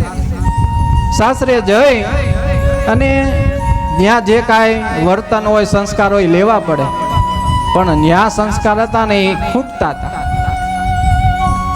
ત્યાં સાસરે ગઈ એટલે ત્યાં દાનને કોઈ માનતા નહીં, દાન ન દેતા. બસ ખાવું પીવું, ભગવાને ઘણું આપ્યું હતું, સુખી હતા, પણ દાન ન કરે, ધર્મ કાર્યમાં માને નહીં. કઈ ભગવાનનું કામ કરવું નહીં, દાન કરવું નહીં, બસ ખાઈ લેવાનું, ખાઈને પીને આનંદ કરો, સુખ રાખો. તો હું થયું કે એક દિવસ એક ભિખારી આવ્યો એટલે દરવાજેથી કીધું કે કાંઈ પડ્યું હોય તો આપો. એટલે બીજા કોઈ બોલે નહીં, પેલા હો બોલ્યા. શું બોલ્યા? કે અમે ઢાઢું ખાઈ છીએ અને ઉદાસીન છીએ. હો ખાતા તા ગરમ, પણ આવો શબ્દ છે ને, ઓલો ભિખારી તો બિચારા વયા ગયા. પણ એના સસરા હતા એને વાત કરી કે હો બેટા અહીંયા આવો. અને એના સાસુને બોલાવ્યા. નવા નવા હોવ આવ્યા છે અને તમે એને હાચવતા નથી કે શું થયું? પણ એટલે કીધું કે જો હમણાં ભિખારી આવ્યો તો હવે એને કીધું કે અમે ઢાઢું ખાઈશ અને ઉદાસીન છે. એટલે એના સાસુ કીધું કે એવું તો અમે કાંઈ કરતા નથી.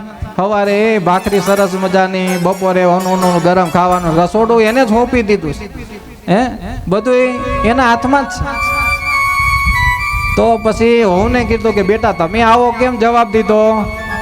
એટલે હોવે કીધું કે સસરાજી જો આ 12-13 દી થયા અને હું ત્યાંથી આવ્યો, અમારે એવો સંસ્કાર છે કે કોઈ અતિથિ આવે, કોઈ ભિક્ષુક આવે, યાચના કરવા આવે તો અમે ખાલી હાથે જવાનું. પણ અહીંયા તો એવું કાંઈ મેં જોયું નહીં. પણ એટલે તો એ કે ઢાઢું ખાવું, ઉદાસીન રાખવું. એટલે કીધું કે પિતાજી આપણે અત્યારે જે ખાઈ છીએ ને, આપણે સુખી છીએ, એ આગલા જન્મના પુણ્ય છે. એટલે આ જન્મે ખાય એટલે આવતા જન્મનું હોય તેને શું કહેવાય? કે ઢાઢું. અને એ એક તો થઈ ગયું કે આ ઢાઢું ખાય છે, આ ઓલા જન્મનું. બીજું એ કે ઉદાસીન શેનું? એ કે આ જન્મે આપણે કાંઈ દાન પુણ્ય કરતા નથી, હવે આગલો જન્મ કેવો થશે એની ચિંતા ને એની ઉદાસીનતા છે.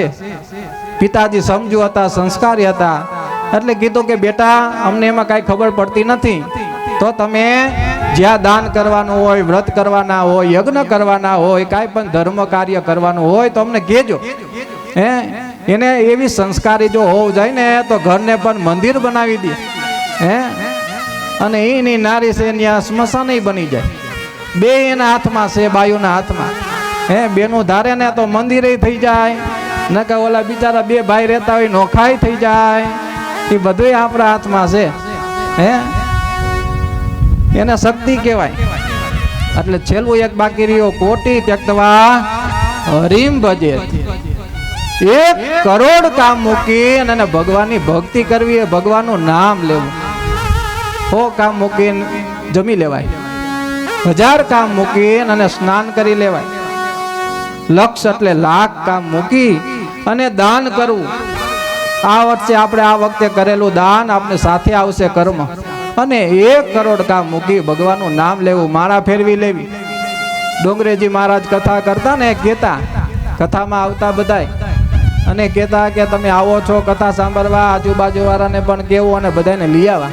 એ આવશે, કાંઈક એનામાં પણ ઉતરશે, એ ફૂલનું પણ કલ્યાણ થાય. તમે લઈ આવ્યા હોય ને એનું પણ કલ્યાણ થાય. બીજું એ કે આપણે કથા શેનાથી સાંભળી છે? શેનાથી સાંભળી? આપણે કાનથી. તો આખું અને જે હાથ છે ને એને ભગવાનની ભક્તિમાં જોડવાના. કથામાં તો આપણે આવીશું, કાન આપણે ખુલી એટલે કથા તો સાંભળવાના જ. તો આંખથી ભગવાનની દ્રષ્ટિ જોવાની અને હાથથી માળા કરવાની. એ પણ એનો ભગવાનની ભક્તિ કીધી. આપણે ખાલી કથા તો સાંભળી જ, પણ એના દ્વારા પણ ભગવાનના જો સાથે નામ લેવાય, ભગવાનની દ્રષ્ટિ ઉપર આપણી દ્રષ્ટિ પણ ભગવાનમાં પડે તો આ જીવનું કલ્યાણ થાય. આવા અનેક શાસ્ત્રોમાં કથા કરી. ત્યારે સોનકજી સૂતજીને કહેવા લાગ્યા કે આપ અમને વિસ્તારપૂર્વક કૃષ્ણ કથા સંભળાવો. કૃષ્ણ કથામાં તૃપ્તિ થતી નથી, તેમ દર્શનમાં પણ તૃપ્તિ થતી નથી. બેટ દ્વારકામાં શ્રી કૃષ્ણનું સ્વરૂપ દિવ્ય છે, શ્રીનાથજીનું પણ સ્વરૂપ મનોહર છે. દર્શન કરતા તૃપ્તિ થતી નથી. ભગવાનની મંગલમય અવતાર કથાઓનું તમે વર્ણન કરો. ભગવાનની લીલાનું વર્ણન સાંભળતા અમને તૃપ્તિ થતી નથી. કળિયુગમાં અધર્મ વધે છે ત્યારે ધર્મ કોને શરણે જાય છે? આમ પ્રથમ સ્કંદમાં પ્રશ્ન અધ્યાય છે. સમુદ્રને પાર કરવાની ઈચ્છા રાખનારને જેમ કર્ણધાર મળી જાય છે, તેમ આપ અમને મળ્યા છો. હે પ્રભુ, આવી પ્રાપ્તિ અમને કથા કહો, અમારા હૃદય પીગળી જાય. પ્રભુની કૃપાથી આપ અમને મળ્યા છો. વક્તાનો અધિકાર સિદ્ધ થવો જોઈએ. વક્તા હોય એ વક્તા વૈષ્ણવ હોવો જોઈએ, વિરક્ત હોવો જોઈએ. વૈષ્ણવ એટલે વિષ્ણુ ભક્ત, ભગવાનને માનનારો, ભગવાનની પૂજા કરનારો, સંધ્યા ગાયત્રી કરનારો, ભગવાનની ભક્તિ કરનારો હોય. જે કરતા હોય એ બીજાને ઉપદેશ આપે તો એ ઉપદેશ એને લાગે. પણ ફાકી મારે જ ખાવી હોય, પછી મારે કોને કેવું કે તમે ફાકી ન ખાતા? હે, વિરક્ત હોવો જોઈએ. જે મળે એમાં સંતોષ માનવો જોઈએ. સંતોષ વગરનું બધું ધન છે ને એ ધૂળ સમાન કીધું. હે, ગમે એટલું આપને આપે, પણ આપણી સંકલ્પ વિકલ્પ ઈચ્છાઓ પૂર્ણ થાય જ નહીં તો બધું નકામ. ગમે એટલું ભગવાન આપને આપે તો એ સંતોષ ન મળે. સંતોષ જ્યાં નહીં હોય એ ધન છે બધું ધૂળ સમાન કીધું શાસ્ત્રમાં. શ્રોતાઓએ પણ એવી એકાગ્રતાથી કથા સાંભળવી અને જીવનું કલ્યાણ કરવું. જે કાંઈ કથામાં દ્રષ્ટાંતો આવે, કથા ભગવાનની આવે, એ કથા જીવનમાં ઉતારી અને આચરણમાં લાવી, જેથી આ જીવનું કલ્યાણ થાય. ભગવાન શ્રી કૃષ્ણમાં ભક્તિ થાય તે ધર્મ છે. ભક્તિ પણ એવી જ કોઈ પણ કામના વગરની કરવી, નિત્ય નિરંતર થાય. આથી ભક્તિ હૃદય આનંદરૂપ પરમાત્માની પ્રાપ્તિ કરી અને ધન્ય થવું. સૂતજી કહે છે કે આ જીવ છે એ ભગવાનનો અંશ છે. આપણે બધાનો જીવ છે એ અંશ છે ભગવાનનો. પરમાત્મા તે અંશી છે. અંશીથી અંશ છૂટો પડ્યો એટલે દુઃખી થાય છે. જ્યારે અંશ અંશીમાં ભળી જાય એટલે કે ઈશ્વરમાં પરમાત્મામાં મળી જાય તો આ જીવ છે કૃતાર્થ થઈ જશે. જેમ ટીપું સમુદ્રમાં ભરી જતા ટીપું રહેતું નથી, પણ સમુદ્ર બની જાય છે. ભગવાન તો કહે છે કે મમે વાંસો જીવ લોકે. હે, મારામાં જે જીવ છે એ જ હું મનુષ્યમાં અર્પણ કર્યો અંશ સ્વરૂપે. તો તમે મારા અંશ છો. એ અંશ છે એ ભગવાનમાં ભેળવવાનું, ભક્તિ કરવી, ભગવાનનું ભજન કરવું, ભગવાનના જપ કરવા, એ નિયમ લઈને અને ભગવાન પાસે આપણા અંશ છે જીવભૂતિ એ આ ભગવાનમાં અર્પણ કરો. ત્યારે ભગવાન શ્રી કૃષ્ણનું ધ્યાન કરો, પ્રેમથી શ્રી કૃષ્ણની સેવા કરો, કૃષ્ણના નામનો જપ કરો, તન્મય બનો ભગવાનમાં. જીવ ભાગ્યશાળી ત્યારે જ બને કે જ્યારે નિર્ભય બને. હે, જેને માથે કાળનો ભય નથી, મૃત્યુનો ભય નથી, તે જ ભાગ્યશાળી છે. ધ્રુવને, વ્રજ ભક્તોને, પાંડવોને ધન્ય છે કે જેમને કાર આધીન હતી. ઈશ્વર આપણી પાસે અપેક્ષા રાખે છે કે હે મનુષ્ય, મન બુદ્ધિ તને આપી છે, પણ તેનો તું શું ઉપયોગ કરે છે? ઉપયોગ શું કરસ? મૃત્યુ એટલે આખી જિંદગીનો હિસાબ આપવાનો દિવસ. પ્રભુના દરબારમાં જીવાત્માએ કરેલા પાપ અને પુણ્ય હિસાબ માંગવાનો આવશે. હિસાબ ચોખ્ખો હશે એને ડરવાનું કોઈ કારણ નથી. શું તમારા જીવનો હિસાબ ચોખ્ખો છે ખરો? હે, મનને પૂછો કે આપણે જે કાંઈ આ જીવન જીવા એટલા વર્ષ વયા ગયા. હે, બાળપણ વયો ગયો, જુવાની વહી ગઈ, ગઢપણ આવ્યું, તો મનને પૂછો કે આપણે કેટલા બધા સારા કર્મ કર્યા, કેટલા ખરાબ કર્યા. હે, જો આપણે ખરાબ કર્મ કર્યા છે તો બીક લાગશે, ભય લાગશે. હે, નકર પરમાત્માનું પદ જ પ્રાપ્ત થાય. હે, એટલે એવો જીવનો હિસાબ રાખવો. પરમાત્મા માગશે ત્યારે આપણી સી દશા થશે આવો વિચાર કરવો. હે, મૃત્યુ આપણું છે એ કોઈ પૂછી નહીં આવે કે ફલાણા ભાઈ હવે કાલ તમારે જવાનું છે. હે, કંઈક બાર ગામ જાય આપણે તો ઠેલો તૈયાર કરીને જાય. હે, પણ ત્યાં ઠેલો તૈયાર કરવા નહીં દે, કારણ કે ત્યાં કાંઈ લઈ જ નથી જવાનું. એટલે આપણો હિસાબ ચોખ્ખો રાખ, જેથી કોઈને ભય ન લાગે. ઉપનિષદ કહે છે કે જીવ અને ઈશ્વર પાસે પાસે બેઠેલા છે, છતાં જીવ ઈશ્વરને ઓળખી શકતો નથી. જો જીવ બહિર્મુખને બદલે અંતર્મુખ બને તો તે જ અંતર્યામીને ઓળખી શકે છે. એટલે શાસ્ત્રોમાં પારસમણીનું દ્રષ્ટાંત આપ્યું. શાસ્ત્રોમાં ખૂબ દ્રષ્ટાંતો આપ્યા કે કળિયુગના જીવ છે એ સીધી વાણીમાં, સીધી ભાષામાં સમજી જાય અને એને મનને ઉતરે, એના માટે દ્રષ્ટાંત છે. સીધી કથા તો વેદ જ આપણે સંભળાવે. પહેલાનો સમય એવા હતા કે સંસ્કૃત બધા જાણતા, જે મહારાજ 18,000 શ્લોકનું પારાયણ કરે ને એમ જ થતું અને બધા સમજી જતા. શ્લોક બોલતા અને બધા સમજી જતા, એમ પારાયણ થતી. પછી એવો સમય આવ્યો કે સવારે 18,000 શ્લોકના જે પારાયણ કરે ને બપોર પછી એનું વ્યાખ્યાન એટલે એનો અર્થ કરે, એમ કથા થવા માંડી. પછી સાથે બ્રાહ્મણ રાખી અને 2 ટાઈમનો સત્ર થયો કે જેથી આપણે ભગવાનને ગુણગાન ગાઈ શકીએ. એક સમયમાં પછી જેટલી કથા થાય એટલી થાય, પણ 2 સમય હોય તો આપણે કથાનો લાભ મળે અને જીવનો સદુપયોગ સમય થાય. બાકી જેટલો સમય આપણે સંસારમાં ગાળશું એ બધો ખોટો જ આપણે વાપરીશ. આપણું જીવન છે અડધું તો હુવામાં વહી જાય, સરવારો માનજો, અડધું હુવામાં વહી જાય. નાના હોય ત્યારે રમવામાં વહી જાય. અને જવાની છે એ જવાની છે, સમજ્યા? જવાની એને કહેવાય કે જે જવાની છે. પછી ગઢપણ આવે, ગઢપણ તો બહુ દુઃખરૂપ છે. દુઃખરૂપ એટલે બહુ ભગવાન એમ થાય કે જ્યારે હાજા હરવા હોય અને આપણે હાથે ગંગા જ્યારે પી જાય અને ભગવાનના ધામમાં જાય ને એવું ભગવાન. છેલ્લો અંત સમય છે ભીષ્મ પિતામહ જેવું કે ભગવાન મારી સામે આવે, ભગવાન મને દર્શન આપે ત્યારે જ હું, કારણ કે ઈચ્છા મૃત્યુવાળા ભીષ્મ પિતામહ હતા. એને એવી ભીષ્મ પ્રતિજ્ઞા લીધી ને એટલે એના પિતાશ્રી શાંતનુ હતા. એને શાંતનુએ એને આશીર્વાદ આપ્યા કે જા બેટા, ત્યાં બધાનો ત્યાગ કર્યો, આજીવન બ્રહ્મચાર્યનો વ્રત લીધું, એને રાજ્ય પણ છોડી દીધું. એવા ભીષ્મ પિતામહે કીધું કે હું આજીવન બ્રહ્મચાર્ય પાડીશ અને રાજસભા હું ભોગવીશ નહીં, રાજ્ય ગાદી. એટલે શાંતનુએ એના આશીર્વાદ કે તમને ઈચ્છા મૃત્યુ થશે, તમે જ્યારે માગશો ને ત્યારે તમારું મૃત્યુ થશે. આગળ એની કથા આવશે. એટલે પારસમણીનું દ્રષ્ટાંત કીધું કે જીવ અને શિવમાં કેટલો ફરક છે. એટલે એક માણસ હતો, એને જાણવા મળ્યું કે આપણા ગામના ગંગા કિનારે એક તપસ્વી સાધુ આવ્યા છે. એ સંત એવા બધા છે તપસ્વી કે એની પાસે પારસમણી છે. પારસમણી છે એટલે ગામવાળાને થયું એને લાલચ થઈ કે હાલો આપણે સંતોની સેવા કરશું ને એટલે સંત રાજી થાય, અને રાજી થાય એટલે પારસમણી આપશે. એને એવો હેતુ પ્રેમ કે ભાવ નહોતો કે હું સંતની સેવા કરું, પણ ભાવ એવો કે હું એની સેવા કરું ને તો મને પારસમણી આપી દે એટલે મારું આ સંસાર એ સુખમય વીતે, એટલે મારે કાંઈ કરવું ન પડે.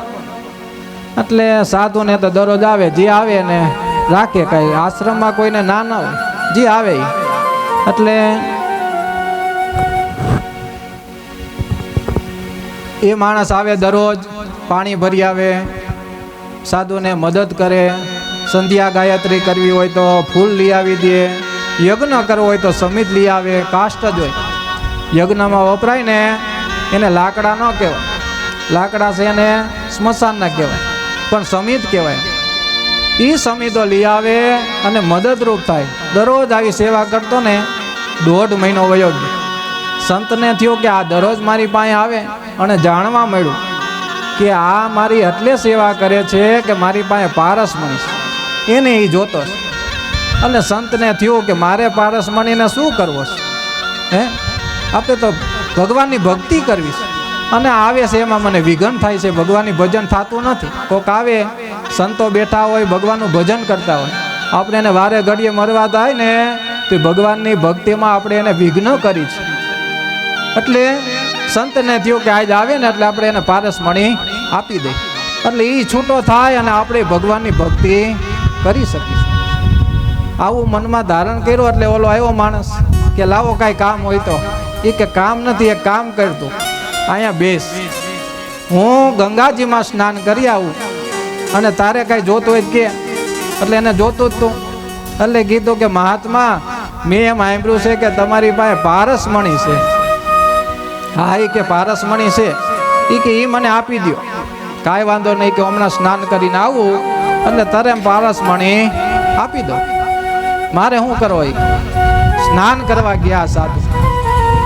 અહીંયા થોડીક પણ એને ધીરજ ન રાખી, ઝૂંપડીમાં જઈને અને પારસમણી ગોતવા માંડ્યો, અને આખી ઝૂંપડીમાં રેડ ભભેર કરી નાખી, આડું અવડું કરી નાખી. સાધુ આવ્યા ને જોવા માંડ્યા કે આ શું કરસ ભાઈ? કીધું કે હું પારસમણી ગોતું. એ કે થોડીક ધીરજ રાખ, તને હું પારસમણી કહીને ગયો કે હું હમણાં આપું, તો પણ તે ધીરજ ન રાખી. એટલે સાધુ ગયા, એક ઓયડીમાં એક ડબલો હતો, ડબલોમાં એક નાની એવી દાબડી હતી. દાબલી હતી ને એ લોખંડની હતી. એ લોખંડની દાબલી લઈ અને સાધુ ત્યાં બેઠા. એટલે સાધુ દાબલી લઈને આવતા હતા ને, એટલે ઓને વિચાર થયો કે પારસમણી કોને કહેવાય? કે લોઢાને એ સોનું બનાવે એને પારસમણી કહેવાય. હવે ઓલી દાબલી હતી ને લઈ આવ્યા, એ તો લોખંડની હતી. એ કે આમાં સાચો ખોટો હશે કેમ ખબર પડે, નકર તો આ કોનું થઈ જવું જોઈએ. એટલે એને પ્રશ્ન કર્યો કે સ્વામી, આમાં સાચો તો પારસમણી છે ને? એ કે તું ધીરજ રાખ, તું ધીરજ ના રાખ. આપણે બધા માણસ એવા ધીરજ ન હોય, જલ્દી લઈ લેવું, જલ્દી પૈસા વાળું થઈ જવું, જલ્દી ગાડી વાળું થઈ જવું. એટલે ધીરજ ન રહે, પછી આડાહોડા કામ હું જે આપું હે ન કરવાના કામ કરી. શાસ્ત્રોમાં એટલા કીધું કે સુખને માટે પણ 1 રૂપિયો કોઈનો ચોરવો નહીં. 1 રૂપિયો જો ચોર્યો હશે, 7 જન્મે 21 જન્મે 71 જન્મે એ ભોગવવું પડે, ભોગવવું પડે ને ભોગવવું પડે. એટલે ધીરજ નો ખૂટીએ નહીં. એટલે દાબલી ખોલી અને દેખાડ્યો કે આ પારસમણી. એ પારસમણી હતો ને, એક ચીથરું હતું, લુગડું હતું. એ લુગડામાં એને વીંટીને રાખ્યો તો સાધુ. હવે વચમાં લુગડું, એટલે દાબલીને કાંઈ પારસમણી અડતો નહોતો, એટલે સોનું નહોતું થયું. એટલે પારસમણી ગાયડો અને કીધું કે જો આ પારસમણી અને આ ચિત્રો રાખ્યું અને આ દાબલીને અડ્યું નહીં, એટલે સોનું થયું નહીં. પણ તું પણ આ જો મારી પ્રેમ ભાવથી તે સાચા મનથી જો ભક્તિ કરી હોત ને, તો આજ ભગવાન તને મળત, તને ભક્તિ મળત અને ભગવાનનું ધામ પણ મળત. એટલે આપણે બધા જીવ છે ને, બધા આ સંસારની માયામાં ફોહવાવેલા છે, ભગવાનમાં આપણું મન દેતા નથી. એટલે જે દાબલી હતી ને એ જીવ છે, પારસમણી છે ભગવાન શિવ છે. એની વચમાં શું હતું? ચિત્રો હતું, કપડું હતું. એ કપડું છે ને એ આ સંસાર વાસના છે. એ જો વાસના આપણે મૂકશું નહીં તો ભગવાન આપણે પ્રાપ્ત થવાના નથી. હે એ પારસમણી સોનું કરે પણ પારસમણી કરતો નથી. હે એમ ભગવાનને પદને પ્રાપ્ત કરવો હોય તે વાસના રૂપી જે આ શક્તિ છે એને છોડવી પડે. આમ પારસમણીનું દ્રષ્ટાંત આપ્યું અને ભગવાનને પ્રાર્થના કરી, હે પરમાત્મા, અમારા સત્કાર્ય વધે. સત્કાર્યમાં ઘણા બધા વિઘ્નો આવે અને ભગવાનને મનથી પાપનું નિવારણ કરવું, ભગવાનને પ્રાર્થના કરવી. ગતમ પાપમ ગતમ દુઃખમ ગતમ દારિદ્રમ એવચ આગતા સુખ સંપત્તિ પુણ્યોહમ તવ દર્શનાદિ. પરમાત્મા, જે કર્મ કરું છું, સત્કાર્ય કરી પૈસો આપણે વાપરો હોય ને તો અંતે ભગવાનને અર્પણ કરવું જોઈએ. જો એ ભગવાનને અર્પણ નહીં થાય તો એ બધાય સકામ કામ કહેવાય, તો એનું પુણ્ય મળે નહીં. અંતે જે કાંઈ સત્કાર્ય કરી તો એ અર્પણ થાય દેવને, ભગવાનને અર્પણ કરવું, એને નિષ્કામ ભક્તિ કહેવાય. ને પરમાત્મા વ્યાજ સહિત આપને આપે. હે ઘણું બધું કરી પણ આપણા માટે કરી, ભગવાન માટે કાંઈ કરતા નથી. એટલે પરમાત્માના 24 અવતારોની કથા કરી. એ 24 અવતારોની આ ભાગવતમાં કથા આવતી, પણ એનું સંક્ષિપ્ત વર્ણન કર્યા કે ભાગવતજીના 24 અવતારો ક્યાં ક્યાં છે. તો પેલા તો 24 આંકડો લીધો. 24 ભગવાનને કહેવાય પરમાત્મા. એ પરમાત્માનો સરવાળો કરીને એટલે 24 શબ્દ થાય, 24 અક્ષર થાય. એનો ગુણાકાર સરવાળો કરી એટલે 24 થાય. ક્યાં ક્યાં? તો કે પરમાત્મામાં પેલો અક્ષર કયો આવે? પ. પ એટલે 5. પ 5 જેવડો હોય ને, એટલે પરમાત્માનો પેલો અક્ષર છે 5. બીજો છે ર. ર કેના જેવો છે? તો કે બગડા જેવો. એટલે 5 ને 2 કેટલા થયા? 7. આ ગણતરી કરજો, ગણિત કાચું હોય. ગણિતમાં બહુ ભણ્યા નથી અમે. એટલે પછી આવ્યો મા. મા છે ને મોસી ચોકડા જેવો, અને મામાં એક લીટો હોય એટલે હારા 4 થાય. ગણતરી કરજો. પછી પરમાત્મા એમાં ત હે ને એક અડધો આવે, ઈ ત અડધો હોય ને એનો આકાર આઠડા જેવો છે, એટલે એ 8 થયા. અને પાછું છેલ્લે આવે માં, 2 વાર માં આવે, એટલે 4.5 ને 4.5 9, અડધો ત આવે. 9 ને 8 કેટલા થાય? 17. 17 ને જે પેલો અક્ષર લીધો પ, પના 5, 17 ને 5 તમે ગણજો 22. અને 22 ને એક બગડો આવ્યો પરમાત્માનો ર, એ રસ એ 2 કેટલા થયા? 24. એટલે ભગવાનના પરમાત્માનું સ્વરૂપ છે 24 અક્ષર વાળું છે. 24 પરમાત્માના સ્વરૂપથી આ દર્શન. તો એ 24 અવતારોની કથા કરી. ભગવાનનો પહેલો અવતાર જે થયો એ થયો સનત કુમારનો. સનત કુમાર હતા એ નાના નાના બાળકો હતો, 5 વર્ષનો, અને ખાલી લંગોટ પહેરતા અને ભગવાનની ભક્તિ કરતા, બીજું કોઈ કાર્ય કરતા નહીં, અને બધાને ધર્મનું જ્ઞાન દેતા. આવા પેલો અવતાર ભગવાનનો સનત કુમારનો. બીજો અવતાર ભગવાનનો વરાના સ્વામી એવા શ્રી હરિએ વરાના શરીરને ધારણ કર્યું, અને વરા અવતાર કહેવાય. વરા એટલે શ્રેષ્ઠ દિવસ. વર એટલે આપણે વરાજા હોય ને એને વર કહેવાય, એને શ્રેષ્ઠ કહેવાય. ઓહો એટલે દિવસ કહેવાય, જે શ્રેષ્ઠ દિવસ. શ્રેષ્ઠ દિવસ કોને કહેવાય? જેથી આપણે દાન પુણ્ય કરી 11 રહ્યા હોય, કાંઈક આપણાથી તીર્થમાં સ્નાન થાય, એને કહેવાય શુભ દિવસ, એને વરા કહેવાય, શ્રેષ્ઠ દિવસ. એટલે ભગવાનનો વરા અવતાર થયો, તેથી એને લોભને માર્યો. હિરણ્યાક્ષ હતો ને લોભનું પ્રતીક હતું, એટલે વરા સ્વરૂપમાં ભગવાને હિરણ્યાક્ષનો વધ કર્યો. આ ભગવાનનો બીજો અવતાર. ત્રીજો અવતાર ભગવાનનો નારદજીનો થયો. નારદજીનો અવતારને ભક્તિનો અવતાર છે. નારદજી ભક્તિના આચાર્ય છે. તેમને સર્વને ભક્તિનો સરળ માર્ગ બતાવ્યો. બ્રહ્મચર્ય પાળે અને પ્રાપ્ત સ્થિતિમાં સંતોષ રાખે તેને નારદ એટલી ભક્તિ આપે છે. નારદનો અવતાર લઈને નારદ પંચરાત્રનો કહેવાય. ભગવાનનો ચોથો અવતાર હતો એ નર નારાયણનો છે. ભગવાનનો સાક્ષાત્કાર થાય. ભક્તિ દ્વારા ભગવાન મળે, અને પણ ભક્તિ જ્ઞાન વૈરાગ્ય સાથે મળે તો જ એ જ્ઞાન ટકે. એટલે નર નારાયણનો અવતાર છે. એની કથા આગળ આવશે, બહુ લાંબી. હા, અત્યારે 24 અવતારના ભગવાનના આપણે અવતારના નામ સાંભળવાના. એટલે 5મો અવતાર થયો કપિલ દેવનો. જ્ઞાન વૈરાગ્યનો અવતાર છે ભગવાનનો. સિદ્ધ પુરુષોના ઈશ્વર થયા, અને આસુરી નામના બ્રાહ્મણને સાંખ્ય શાસ્ત્રનું કહ્યું. જ્ઞાન વૈરાગ્ય સાથે ભક્તિ આવશે તો ભક્તિ કાયમને માટે સ્થિર થાય. કરદમ અને દેવહૂતિના કપિલ જન્મ થશે કાલે. એ ભગવાનનો જ્ઞાન અવતાર હતો.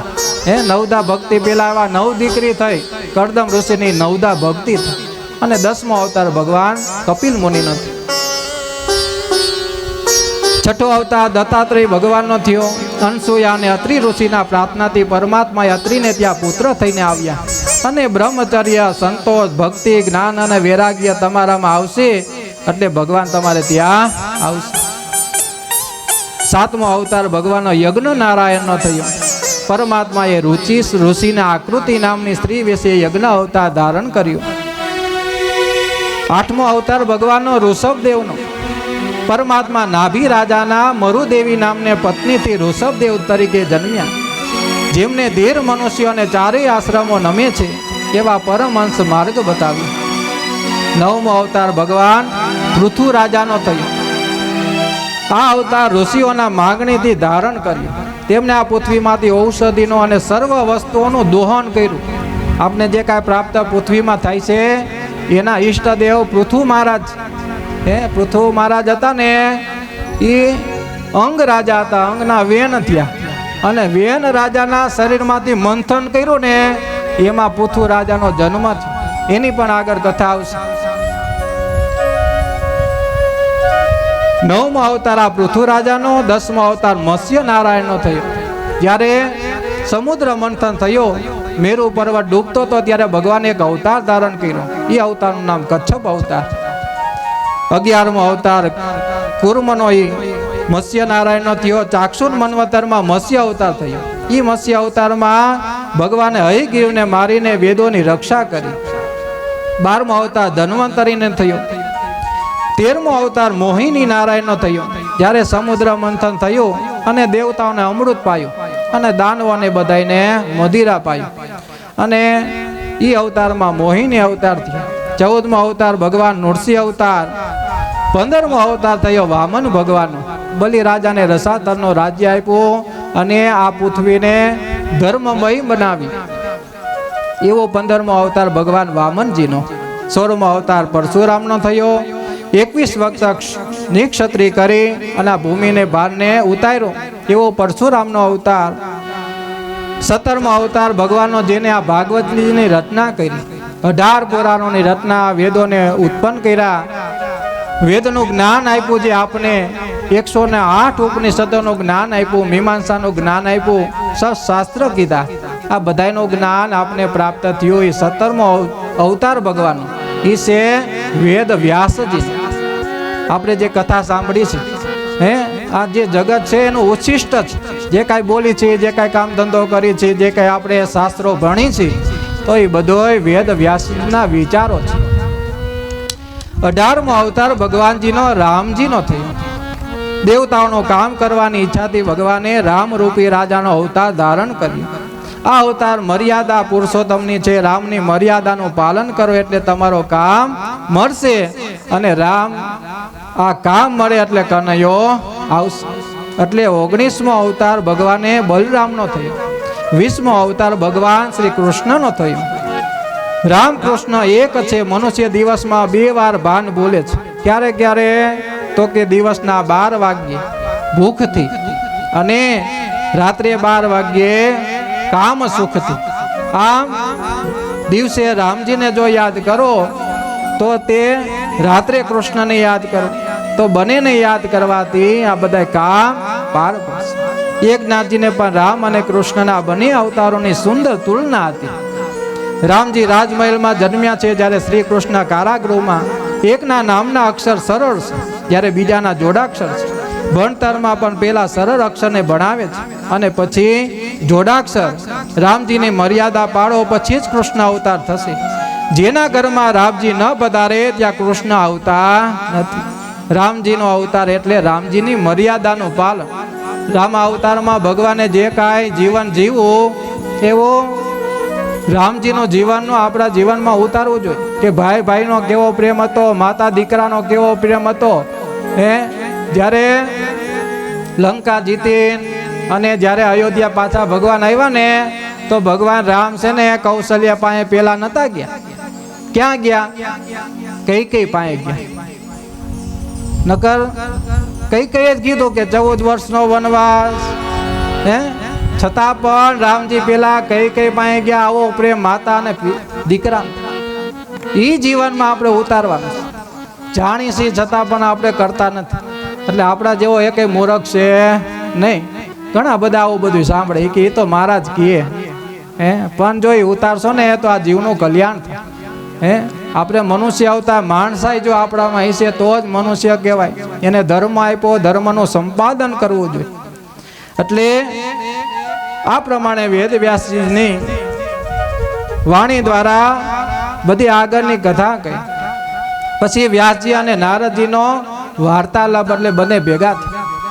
નારદજીએ વ્યાસજીને કુશળ મંગળ પૂછ્યા અને નારદજી કહે છે કે હું તો આપને અભિનંદન આપવા આવ્યો છું, છતાં આપને ચિંતામાં જોઈ અને મને આશ્ચર્ય થાય છે. મને લાગે છે કે આપ જરૂર કંઈક ચિંતામાં લાગો છો. વ્યાસજી કહે છે કે તમારી વાત ખરેખર સાચી છે. મારી કંઈક ભૂલ થઈ છે, પણ મને મારી ભૂલ સમજાતી નથી. કૃપા કરીને આપ મને મારી ભૂલ બતાવો. મારામાં જે અપૂર્ણતા હોય તે મને બતાવો. હું તમારો ઉપકાર માનીશ. વ્યાસજી છે ભગવાનનો 17મો અવતાર. બધાય વેદની, પુરાણોની, એનો શાસ્ત્રને બધાને આપને જ્ઞાન આપ્યું. અને એ છતાં પણ એ સરળ છે. આવા વ્યક્તિ હોય, સરળ હોય, તો આપણે તો કાંઈ જાણતા નથી. થોડુંક આપણે જાણી લઈએ ને એટલે મોટા વિદ્વાન થઈ જાય કે આપણા જેવું કોઈ નથી. પણ જ્ઞાન અવતાર એવો વ્યાસજી, તથા પણ નારદજીને કહે કે મારી કઈ ભૂલ બતાવો. વ્યાસજીનો વિવેક જોઈને નારદજી ઘણો આનંદ થયો. નારદજી કહેવા લાગ્યા, મહારાજ આપ તો નારાયણના અવતાર છો. કૃપા કરો, આપ મને મારી ભૂલ બતાવો. મારામાં જે અપૂર્ણતા હોય તે મને બતાવો, હું તમારો ઉપકાર માનીશ. નારદજી કહેવા લાગ્યા, તમે તો જ્ઞાની છો, તમારી કાંઈ ભૂલ નથી, છતાં પણ આપ અતિ આગ્રહ રાખો છો તો તમને હું કહું છું કે આપે બ્રહ્મસૂત્રમાં વેદાંતની ખૂબ ચર્ચા કરી છે, આત્મા અને અનાત્માનો બહુ વિચાર કર્યો છે, યજ્ઞ સૂત્રો, પુરાણો, વર્ણ આશ્રમ ધર્મનું વર્ણન કર્યું છે. ધર્મ, જ્ઞાન અને યોગ એ સર્વના આધાર શ્રી કૃષ્ણ ભગવાન છે. આ સર્વના આત્મા શ્રી કૃષ્ણ છે. તેની કથા આપ પ્રેમપૂર્વક વર્ણવી નથી. તમે ભગવાનનો નિર્મય યશ પ્રેમપૂર્વક વર્ણવો. મારું માનવું છે કે જે વડે ભગવાન પ્રસન્ન ન થાય તે જ્ઞાન અને શાસ્ત્ર છે અપૂર્ણ છે. જ્ઞાન એવું હોવું જોઈએ કે ભગવાન પ્રસન્ન થાય, ભગવાન રાજી થાય તો એ જ્ઞાની કહેવાય. હે, આપ નારાયણના અવતાર છો. આપનો જન્મ કળિયુગના જીવોનો ઉદ્ધાર કરવા માટે થયો છે. તમારું તે અવતાર કાર્ય તમે હજી પૂર્ણ કર્યું નથી, તે અધૂરું છે. જ્ઞાની પુરુષ પણ પરમાત્માના પ્રેમમાં પાગલ ન થાય ત્યાં સુધી તેને આનંદ મળતો નથી. કળિયુગના ભોગી જીવો તમારા યોગ સૂત્ર અને બ્રહ્મ સૂત્ર શું સમજી શકવાના? હે, નાની નાની વાતો પણ સમજી શકતા નથી તો વેદવ્યાસજીના યોગ સૂત્ર મીમાંસાઓ કોઈ દી જોઈ નહીં હોય આપણે. હે, આપે જે યોગ જ્ઞાન આદિની ખૂબ ચર્ચાઓ કરી છે પણ ભગવાનની તમે લીલા કથાઓ કરી નથી. પ્રેમપૂર્વક તે વિસ્તારથી તમે વર્ણન કર્યું નથી. આમ નારદજી વ્યાસજીને જ્ઞાન આપી અને વ્યાસજીને કીધું કે મહારાજ આપ ધ્યાનમાં બેસી અને ભગવાનની લીલાનું વર્ણન કરો.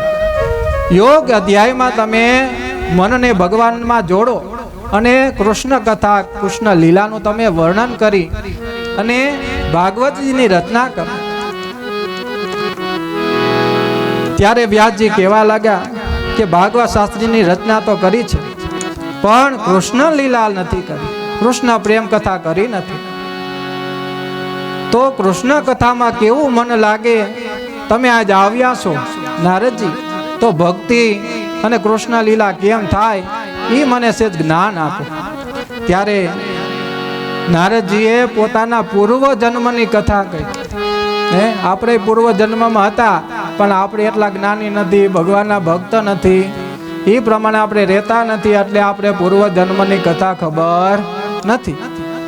શાસ્ત્રોમાં એમ બતાવી, રાત દિવસ 7 દિવસ સુધી ઓમ નમો ભગવતે વાસુદેવાય આ મંત્રના જાપ એક ધારા રાત દિવસ થાય અને 7 દિવસ એ તપ કરે ને તો આકાશમાં છે ને બધા વિમાનો જાય.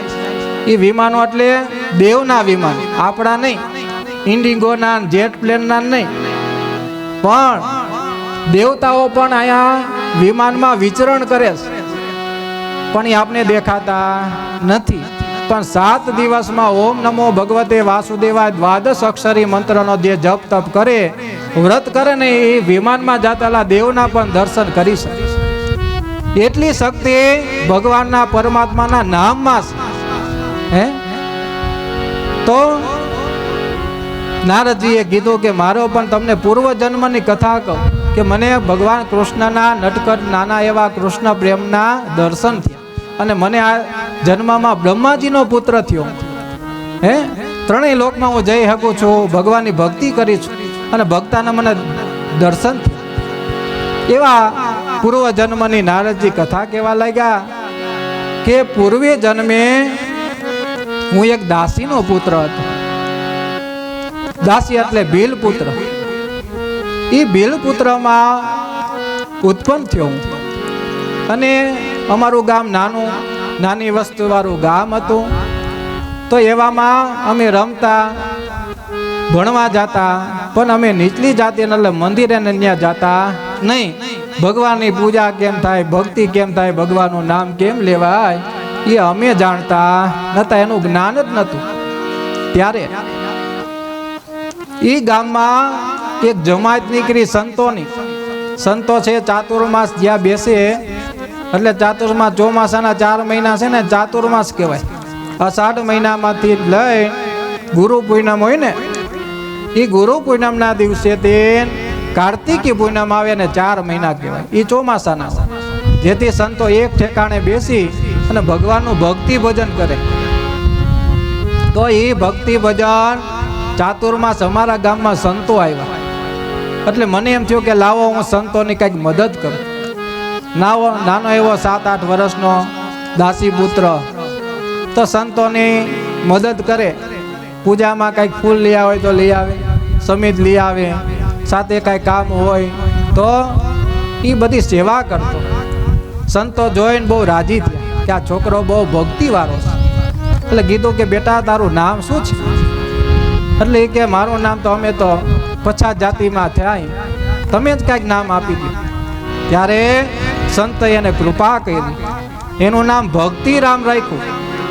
હે આજે પૂર્વ જન્મનું નામ ભક્તિરામ મળ્યું. સંતોની સેવા કરવા મળ્યો, ખૂબ કૃપા કરી, ખૂબ સેવા કરી. એ સેવા કરતા કરતા ગુરુદેવ પૂજા કરતા નાના બાલકૃષ્ણને ભોગ લગાવતા, કીર્તન કરતા એટલે આ છોકરોએ કીર્તન કરવા માંડ્યો. ભગવાનની ભક્તિ વધી, તપ વધ્યું. એટલે નારદજી પૂર્વ જન્મના હતા. એટલે સંતોએ કીધું કે હવે ચાતુર્માસ પૂરા થયા તો હવે તું ઘરે જા. એટલે 4 મહિના સંતોની સેવા કરી. ખૂબ એને મનમાં આનંદ થઈ સંતને કહેવા લાગ્યો કે મને અહીંયા મારું મન નથી લાગતું, તમે કૃપા કરો, મને તમારી સાથે લઈ જાઓ અને હું ભગવાનની ભક્તિ તમારી સેવા કરીશ. તમારું જેવું ખરાબ કામ હશે તો હું કરીશ, પણ તમે મારા ઉપર કૃપા કરીને મને તમારી સાથે લઈ જાઓ, આટલી કૃપા કરો. ત્યારે સંતે કીધું કે બેટા તારી ભક્તિ પામશે, તું ભક્ત બનીશ, પણ અત્યારે તારી ફરજ છે કે તારી માં છે, જ્યાં સુધી તારી માતા છે એને સાચવવાની ફરજ તારી છે. હે તું એ તારા માની સેવા કર. એટલે સત્સંગ કરતા તે નારદજી એને સાંભળ્યું હતું કે સંતો કહેતા કે જે કોઈ ભક્તિમાં વિઘ્ન કરે એનો ત્યાગ કરો. તો એ ભક્તિરામ નારદજીએ કીધું કે પ્રભુ તમે જ કહેતા હતા સત્સંગમાં કે કોઈ ભક્તિમાં વિઘ્ન કરે એનો ત્યાગ કરવો, તો આજ માને મારા માતાનો ત્યાગ કરવો. સંતે કીધું કે માં છે એ પિતા ભગવાન કહેવાય, એ ફરજ તો આજ નહીં નિભાય તો પછી આવતો જન્મ તારો બગડશે, એ પાછો તારે ભોગવવા આવવો પડશે. તું એ કર્તવ્ય પૂર્ણ કર જેથી તારો આગલો જન્મ છે એ તને ફળશે. જો તું આ જન્મે માની સેવા નહીં કર અને જો કાંઈ ઋણ રહી જાય પાછું એ માના પેટે તારે આવવું પડશે. કાંઈ વાંધો નહીં. સંતના આશીર્વાદ લીધા અને એને એક મંત્ર આપ્યો કે બેટા તું આ મંત્રનો જપ કરજે. મંત્ર કેવો આપ્યો તો કે નમો ભગવતે તુભ્યં વાસુદેવાય ધીમહિ પ્રદ્યુમ્નાય અનિરુદ્ધાય સમકર્ષણાય નમઃ. આવો ગાયત્રી મંત્ર આપ્યો. નમો ભગવતે તુભ્યં વાસુદેવાય ધીમહિ. વાસુદેવની ગાયત્રી આપી. અગર વાત કરીએ ને ધીમહિ જ્યાં શબ્દ આવે ને ગાયત્રી મંત્ર કહેવાય. આવો વાસુદેવ ગાયત્રી આપી અને કીધું કે તું મન બુદ્ધિ અને ચિત્ત અહંકાર સુધી આ વાસુદેવ પ્રદ્યુમ્ન અનિરુદ્ધ અને સમકર્ષણ છે એનો તું તપ કરજે, એના જપ કરજે. જપ કરી અને આ જે તારો અવતાર છે એ પૂર્ણ કરજે, તને ભગવાનની કૃપા થાય.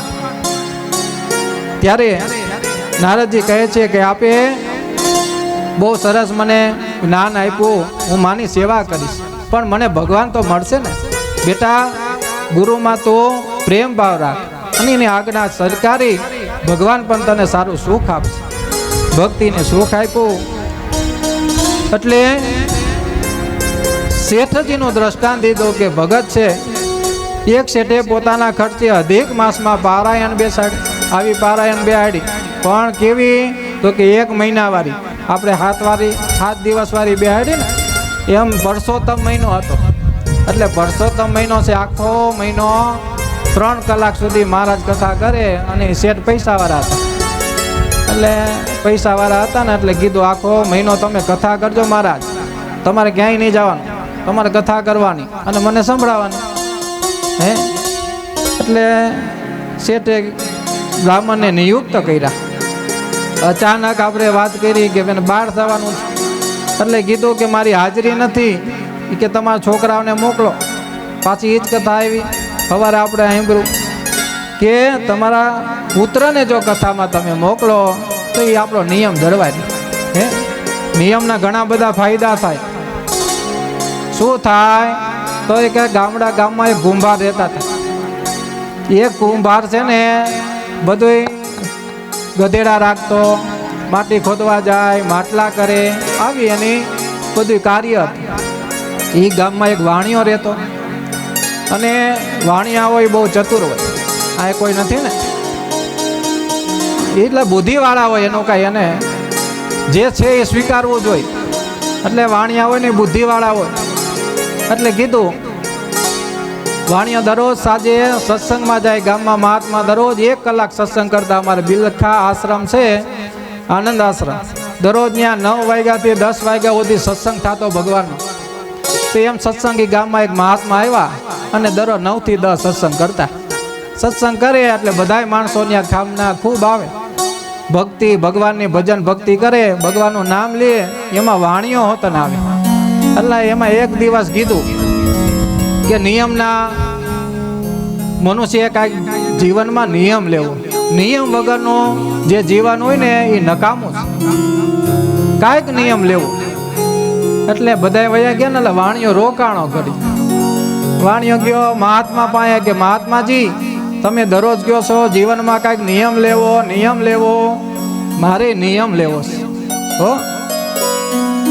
આપણે કાંઈક નિયમ લેવો. આ કથા સાંભળવા માટે નથી, ઉતારવા માટે છે.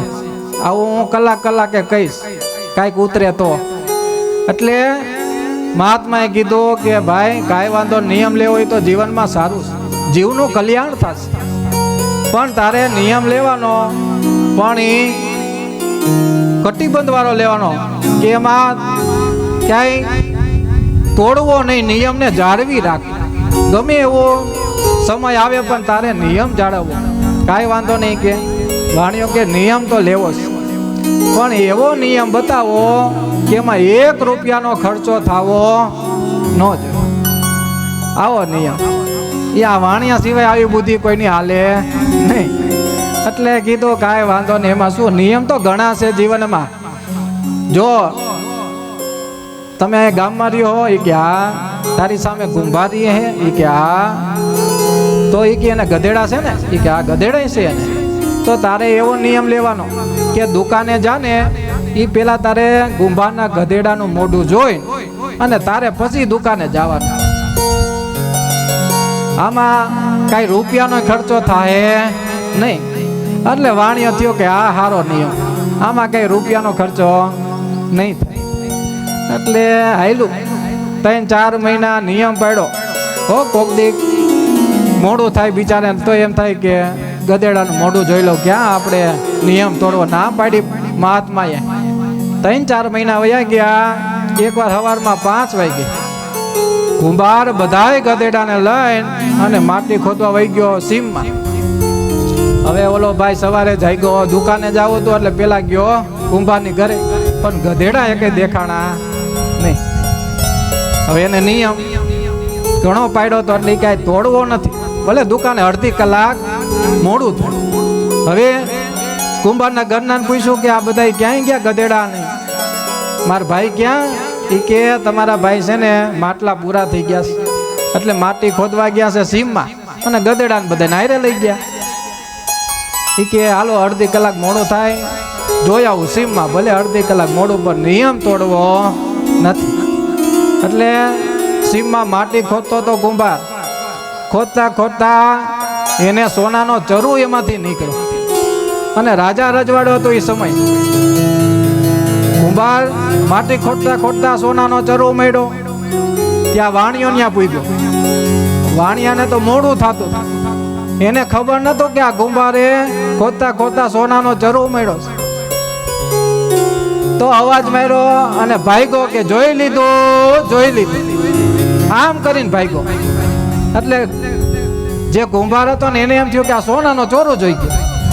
અને ઓલા વાણિયાને થયું કે મારે મોડું થાય છે, ગધેડાને મોઢું જોઈને ગયો. એટલે ઓલા કુંભારે અવાજ માંડ્યો, ઉભો રે, અડધો ભાગ તારો. એટલે ભાગનું નામ પડતા વાણિયો ઉભો રહી ગયો કે આમાં દાળમાં કઈક કાળું હોવું જોઈ. એટલે બિચારો પાછો આવ્યો અને કીધું કે ભાઈ શેમાં ભાગ? હે, ભાગ હોય ત્યાં તો અમે ઊભા જ હોય કે. હે, એટલે કીધું કે કુંભારે કે આ સોનાનો ચરુ મળ્યો છે, અત્યારે રાજાને જો આપણે આપી દેવું તો આપણી પાસે કઈ વધશે નહીં, પણ તું કોઈને કહેતો નહીં, અડધો ભાગ ચરુ તારો સોનાનો અને અડધો મારો.